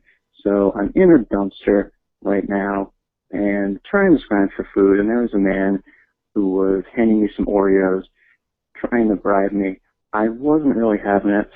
Basically what I said to him was, "You can say that cookie, I'm sticking up your ass!" Yes! Raccoon Ranch sounded very different tonight. He did. He sounded really weird. Well, when you call in on a cell phone versus when you're live in the studio. A trash can. He might have been inside the dumpster. I was gonna say. Yeah. Exactly. Yeah. So. And that we should end the show on that. That is perfect. That is beyond perfect. Thank you for your voicemail, Raccoon. Oh, we have an open door policy here at the Rundown. If you call and leave us a voicemail, we will play it on the air. There you go. Undefiance. If you ever want to leave a voicemail, we would love to hear you. Sean, 6-1 rundown 7. You might want to give out the number as you're promoting people to call. Yes, 6 the angst or something. 6-1 rundown 7. 6-1 run down your leg 7. Okay. Sean on the side says Dean Ambrose is an anagram of debase Roman. Think about it, sheeple. Also, I've left this up here for a while because I haven't had time to sneak it in. But Sin Cara punched Simon Gotch in the face, which means he was actually aiming for Aiden English. Womp womp womp. Because he botches a lot. So we've touched on all that stuff. Just a couple quick things for our fans who maybe don't follow necessarily. If you go to the El Rey Network on Twitter, check out Rey Mysterio versus Prince Puma from Ultima Lucha Dos a couple weeks ago. Tremendous match between one of the older high flyers versus one of the best young up and coming high flyers. So did Rey Mysterio hit all the same moves over and over again like he usually does? Hey, listen. Did he kill a guy?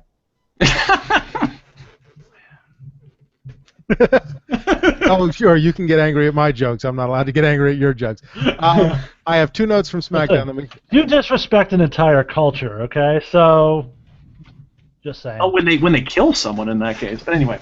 I have 2 notes from NXT, and then we can wrap it up. Okay, cool. First note this is. Glad only Adam's fucking notes matter before we close the show. Go ahead. Hey, I'm cool with it. I'm cool with it. We know. Somebody's in a hurry. This is a long time. It's about from the About Fucking Time department. ZZ was released from NXT this week. Oh, poor ZZ. Oh, fuck that guy. And then the other thing that I just wanted to briefly touch on is it was announced on NXT last night that your main event for NXT TakeOver Brooklyn is Samoa Joe defending the NXT Heavyweight Championship against Shinsuke Nakamura. Yeah, and hooray! I gotta think on paper, this Shinsuke takes it. Probably Joe goes up afterwards. I was trying to think. That's what I was talking with Tommy. That's what I was talking to Sal about it via text message.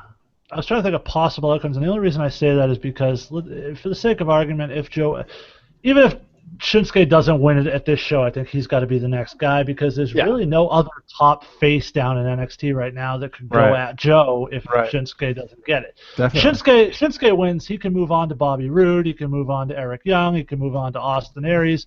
There are other top heels for him to work with. Yes, Bobby Roode debuting next week. Still no word about Eric Young, though. Dave Meltzer says he's in. I don't know what that means. Typically, where Roode goes, Young goes. So if Roode is all in, I think you could probably think Eric Young is. Yeah. And on the same veins, Gargano and Ciampa actually finally signed full-time deals with NXT as well. So, hooray! Yeah. And they're trying to sign a bunch of the Cruiserweight Classic guys too for Raw. Yeah, and you can tell they've signed full-time deals because they were supposed to air an interview with Tommaso Ciampa on the Wrestling Podcast About Nothing with Brian Malonis, and they were told not to air that interview. So, hey, you snuck in. Jason talks about other podcasts. I didn't think we were going to get to that this week. Actually, no, in all honesty, if you get a chance, Chris Jericho had Bailey on last week. Great interview. Yes.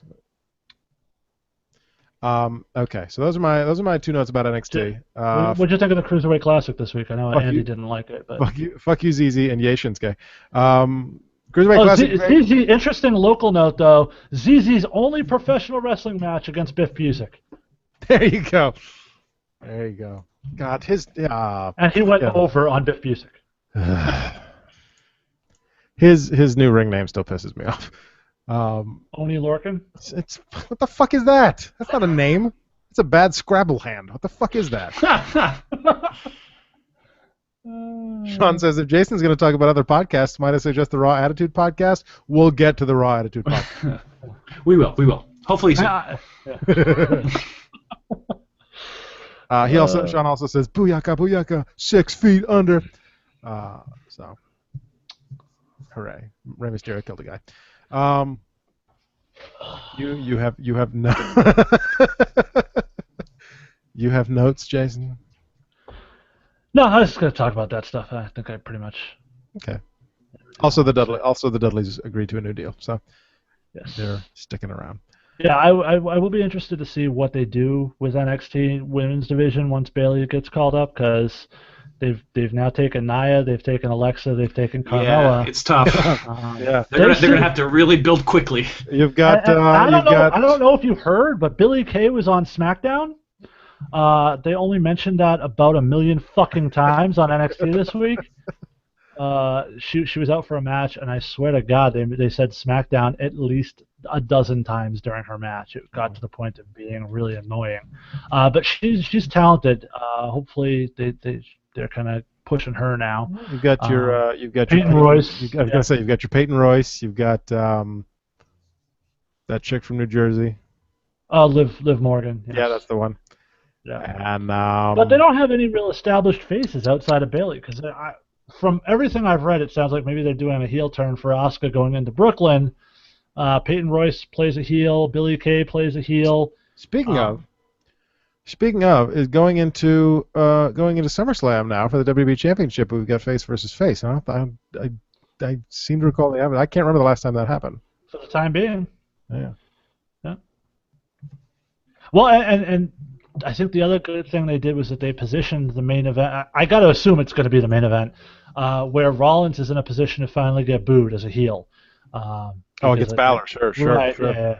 And that fucking demon entrance at SummerSlam is going to be off the goddamn charts. I'm going to need 3 pairs of pants at least. Oh, speaking of Adam needing new pants, because that reminded me, because I know you shit your pants when Zack Ryder won at WrestleMania. That got me onto Zack Ryder, who committed one of the worst elbow drops I've ever seen in my life. Oh my God, it was terrible. During that battle royal. He actually it was either on Twitter or Instagram. He said, "Now I know how the Shockmaster feels." Oh yeah, it was fucking brutal. He slipped off the top rope. It was bad. Poor guy. In his defense, his match with Rusev at the pay-per-view I thought was really good. I thought he did a nice job in that match. Sean says, Oni Lorcan is an anagram of Crane Looney, 2 fine Canadian birds. Thanks for that. That's a thing that happened on the side there. The internet anagram server is your friend. Yeah. Is that really a thing? I didn't even know about that. That does it! I don't. This week's episode of The Rundown, episode 256. Can we really end on 2 fine Canadian birds? Yes, I think we can. Okay. I think we can. I mean, if you want to go, we can connect that to other Canadians. Sean says the demon entrance is going to be great when Kane raises his arms and makes those flames come up. Magical. Can we just talk real quick about Heath Slater's promo at SmackDown? Yes. No. Yes. God, it's awful. I was very happy until I wasn't. I thought the promo was really good up until Shane came out, and then I thought, why did Shane have to ruin it? Yeah, I thought Heath Slater was connecting with the crowd. I thought he was cutting a believable, legitimate sign Heath Slater. Yeah, I thought he did a real good job. For the first time, I really saw something in Heath Slater in that promo. The problem is, if Shane doesn't come out, I don't see another way that promo ends, because it's not just you need to sign me. Okay, I'm gonna go back now. Yeah. I guess Rhino could have still come out without Shane, but I was just upset that it became it because I agree with you. Slater had a thing going there, and then they completely shit on it with Shane going, I think I am looking at the hottest free agent and professional in the WWE. So does that mean we are to believe Rhino just showed up and hid under the ring in an effort to try to get a job later in the night, or he wasn't actually signed before he hid under the ring? When the time is right. When the time is right, I'm going to spring out. Yeah, and if only Heath Slater hadn't gotten tripped over, sign me your resume. Because he repeated that line incorrectly 5 or 6 times. Yeah, that was weird. That was a little unfortunate. Sean says Raccoon Reigns is an anagram of groin cancer. He's been trying to tell us all along. Oh my God. Somebody's got too much time on their hands. But yeah, sign me resume. Adam, tell him to go fuck himself. Go ahead, tell him. Oh, Sean knows he can go fuck himself.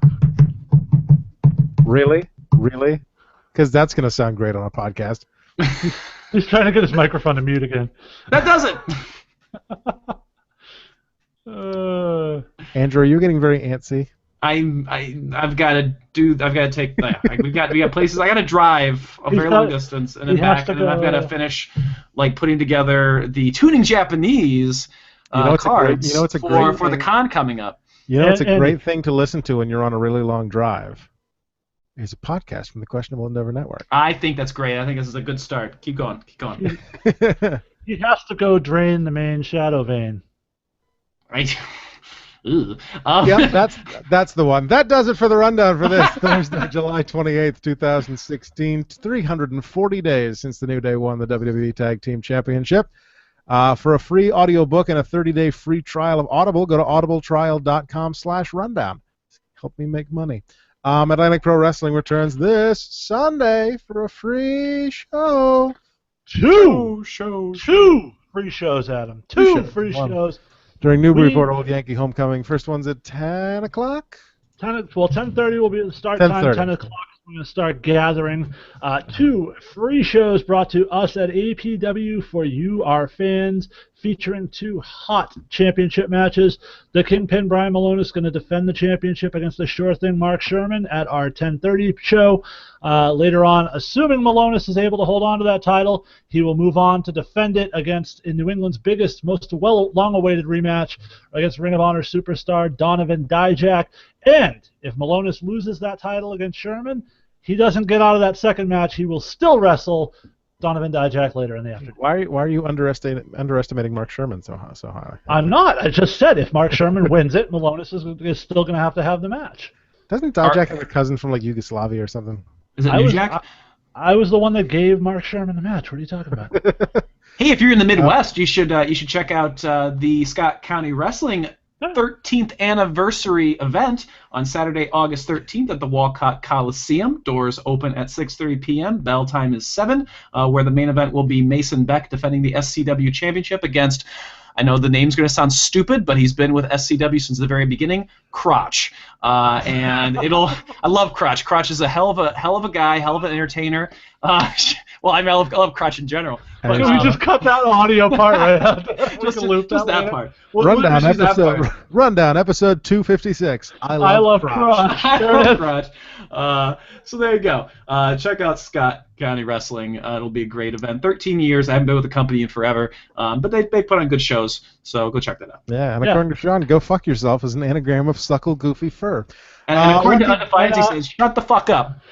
There you go. So, yes, as Andy said, go out and support indie wrestling anywhere you can find it, whether it's New England, Iowa, wherever there's an indie wrestling show in your area. Go check it out. Support these guys. They bust their ass for very little money to just chase a dream, and they deserve your support.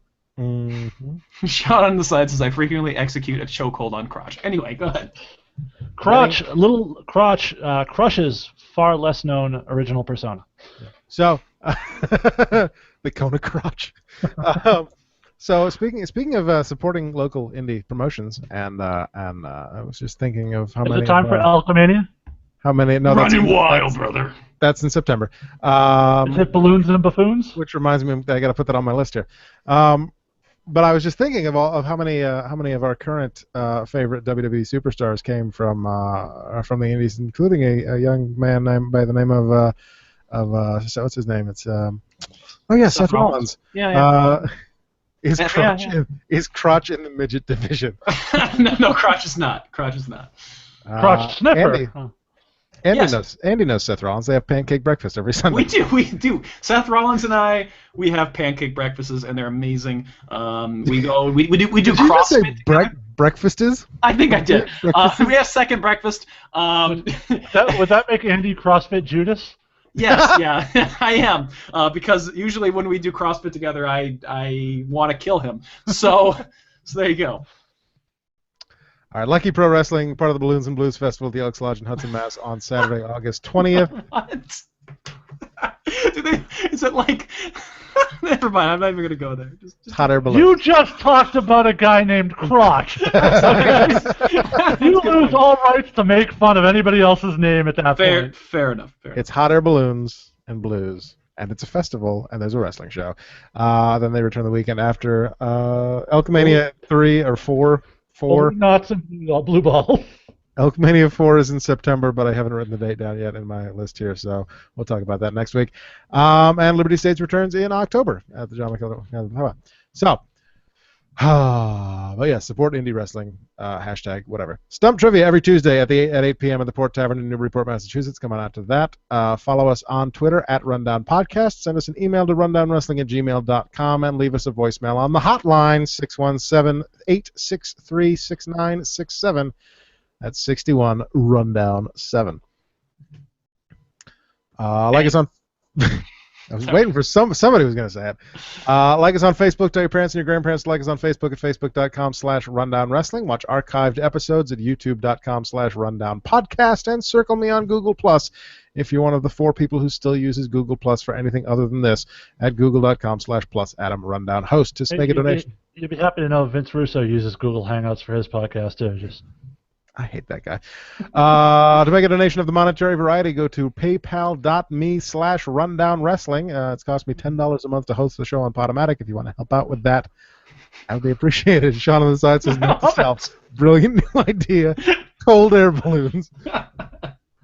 Although I will say this, Vince Russo does a great show where he recaps Attitude Era Raws.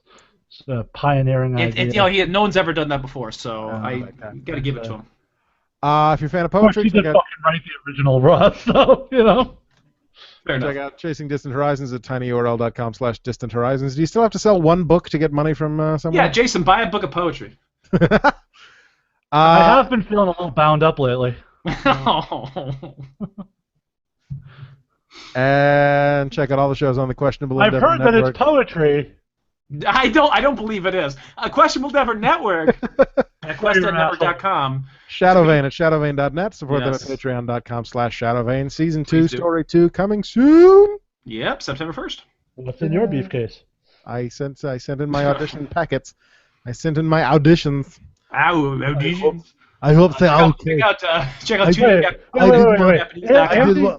Andy listens to your voice every week, and he still makes you audition for the podcast. Yes, of course. I did one of the characters from Salem, Massachusetts, in this voice. I think it's very good. This will be the judge. This will be the judge in the witch trials. And the judge, the executioner. Yeah, I think you are a witch. Okay. As the commissioner of APW, I might mandate that you ring announce the next show in that voice. Just so you know. Yankee Homecoming? All right. Coming to the ring. From Massachusetts, he's done. Check out other shows on the network like Tooning Japanese, Geek and Gamer Guild, iTunes and Stitcher, Tooning Japanese on iTunes and Stitcher, and the Raw Attitude podcast featuring our friend Henry Hugebex, the suplex-throwing human duplex. Damn right. On iTunes, Stitcher, and SoundCloud. At Quest End Network, questendnetwork.com. Check out the forums. Stacy on the side of Twitch on Newcomer says, sounds like he might have a tumor. He's not a tumor. Sit down. Keep your head down. Stacy, if you had started watching the show at the beginning, it would have made so much more sense. It was definitely not something that just started in the last 2 minutes. I know, right? I love when people jump in like right during the credits. It's great. You can also visit questendnetwork.com for exciting articles and forums where you can interact with all of the hosts of the Quest End Network podcast. And check out exciting recaps of Raw and SmackDown from Troy, my new 3 Up, 3 Down column, which we've referenced many times here because I really like to put myself over. And at some point, if Adam gets off his ass and contributes some content to the website, we'll have that up there too. Yeah. What the fuck do you think this is?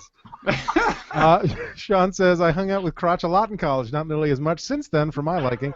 I'm gonna tell your girlfriend that you said that.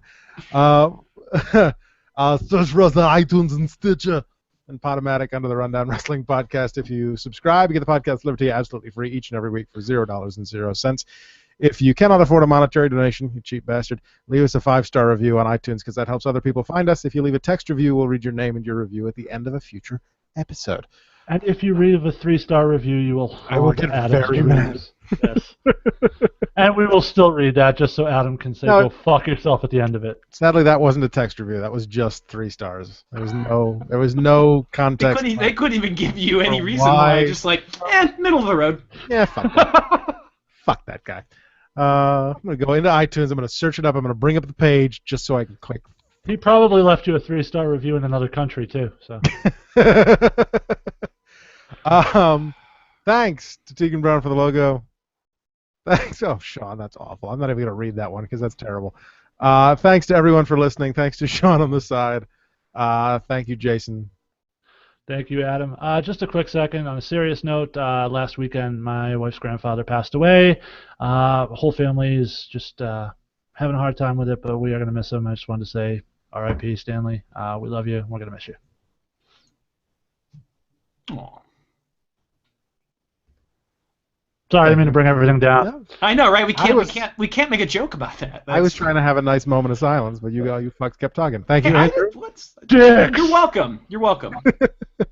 And thanks. Adam, quick, go tell someone to go fuck themselves so we can bring the mood back up. We're getting there. Thanks to iFightDragons at ifightdragons.com for the theme song. Next week we'll talk more about live things that What? are on What television. the fuck? You didn't even do the next week to allow me to gasp. You go fuck yourself. Angst. And as always, Jacob, good night and good luck. Bree, Zong, Go fuck yourself. Haha, did it.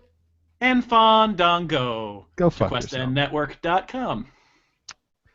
And ShadowVein.net. And ShadowBait.net. And Drain go the fuck main yourself. shadow vein. You're welcome for that tremendous new slogan. Oh, that's terrible. Goodbye, podcast people. Take care, Bulby Faces. And stop. Okay. So, Adam, I'm assuming you're not going to make this episode tonight? Nope, I'm gonna.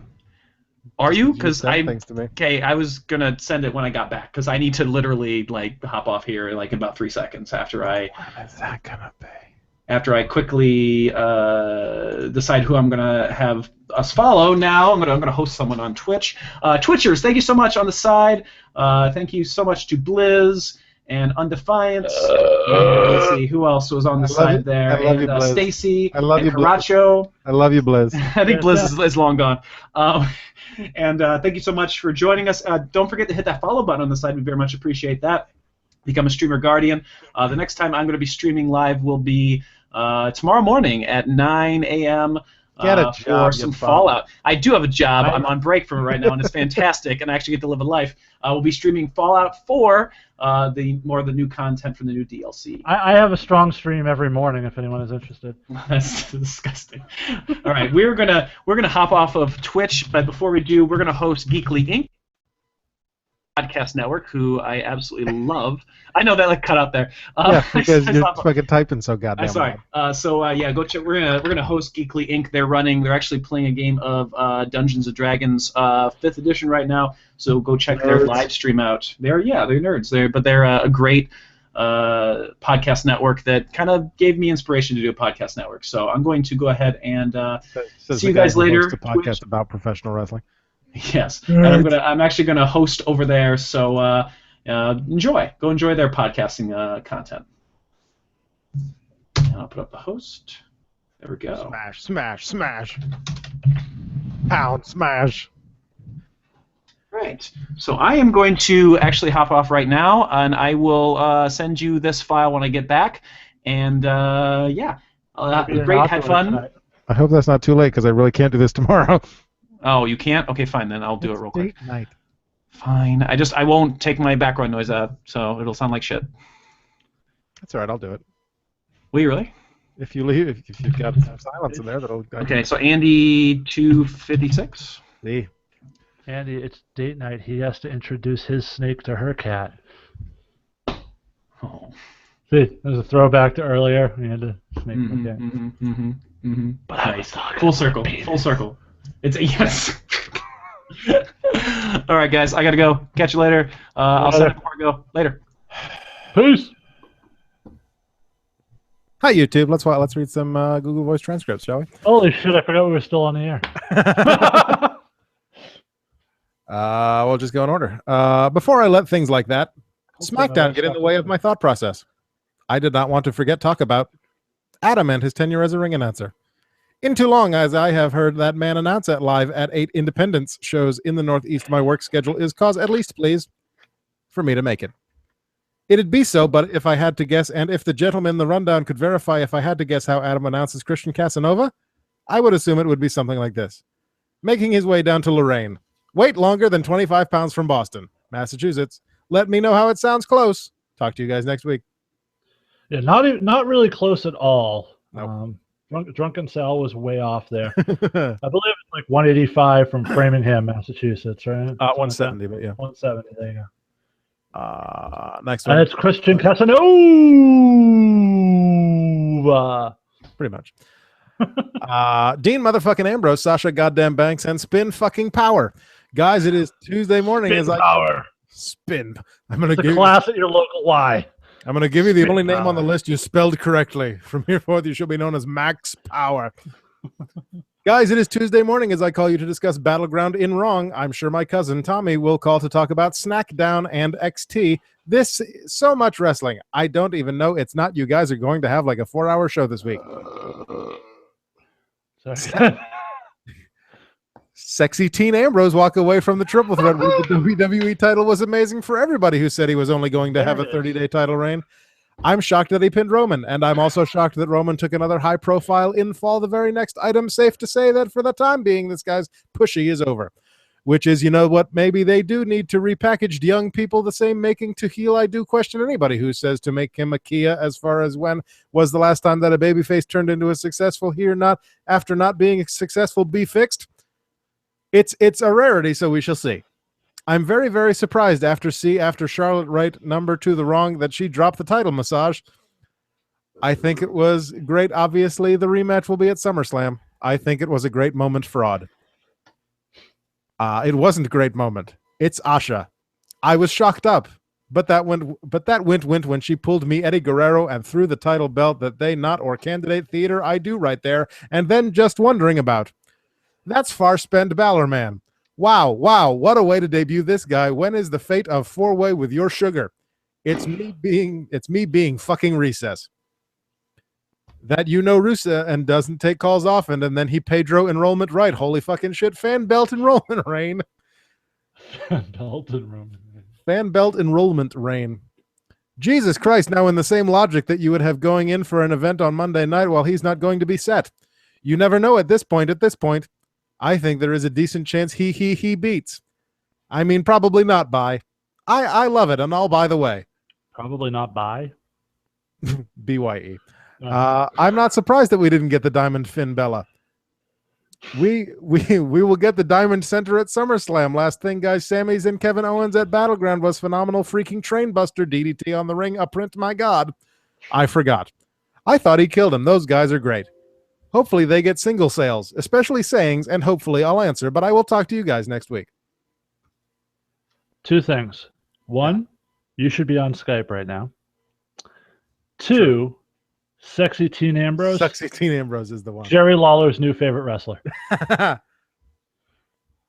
I almost forgot the debut of Monday Night Raw. A new set, new team is a new announcer. I thought Corey Graves' student seamlessly listen exam on Monday night. It was like you didn't. If he is, I'm serious. I thought it was great. I like the new Raw opening theme. I think that it's going to take some time getting used to. I like the debut of Night Jack Stan to read a few of Brunch Strowman. I thought the squash matches were what they needed to have, and especially how to protect them having to limited moves. I thought it was very interesting that one of the local palette got to talk about how Scary was updating Crunch Charlotte. That's something new, but yeah, and see what you guys think about the new Monday Night Raw, and talk to you guys next week. Sexy Teen Ambrose. Hey, how you doing? This is Tommy's Monty's. Auntie? I'm here. Monty's. Tommy's Monty's. Auntie. Talk to you guys this week about the newest edition of SmackDown Live OK. It is March. They're doing everything they can to make the brand look different. I didn't get much for the rear camera angles. Sometimes that was okay. Sometimes it annoys the piss out of me, especially during the Bell Royal. I might does a fucking Cameron. Go Key, just leaving Walt seriously. But I do appreciate that they have now announced station that Shield Benjamin's returning. Those kind of cool. I like the fact that Wright, has been placed on the main roster. So that's going to help them a little bit. But if you told me, 3, he told me to begin, and I hear the people on the 6-pack challenge. They're going to fight for the right to fight Dean Ambrose, and you told me Dolph Ziggler was going to win. I would have been like, boy, you not what you fucking soft is no fucking way, and somehow, some way, hell, the 6-pack match, the old Ziggler, AJ Styles with the super key pieces now. He does need his Kevin Nash to walk them down to ringside. It is not Michaels. But all I like the idea of the re-emergence of Ziggler. Thought it was interesting when they did that woman segment to all of the girls had a microphone except for the one with the biggest flashes entrance, Eva Marie. Hey, why did even Regan? I'm like her phone. She can't fucking talk, to can't fucking wrestle, and is this fucking girl getting a 5-minute and turned all the other girls are supposed to stand and look dumbfounded. Fucking con, seriously, somebody drop her off at Rock Ridge. Talk to you guys next week. I'm shocked that Google Translate does not understand the word cunt.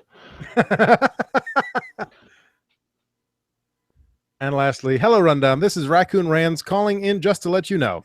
I'm not on the show tonight, so I'm in a dumpster right now and trying to scribe for food, and there was a man who was handing you some Oreos trying to drive me. I wasn't really happing it, basically what I said to him. Thankfully, Yeah. Google Voice does not know Fred Durst either.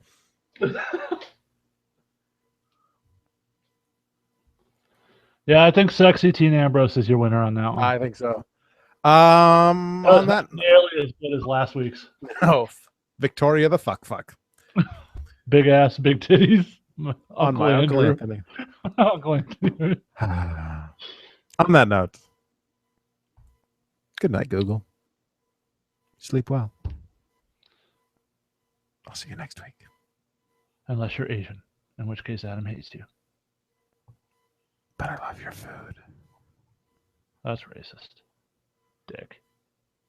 So good, though. Racist? Boneless spare ribs. Chicken teriyaki on a stick. Dude, do you have any idea how horribly racist you sound right now? It's delicious. Racism? No Chinese food. No, I want Chinese food. Well, if any of the people that serve it down there listen to this show, I wouldn't go near them because they'd probably try to fucking slip something in there on you. In the food. Oh, okay. Not your asshole.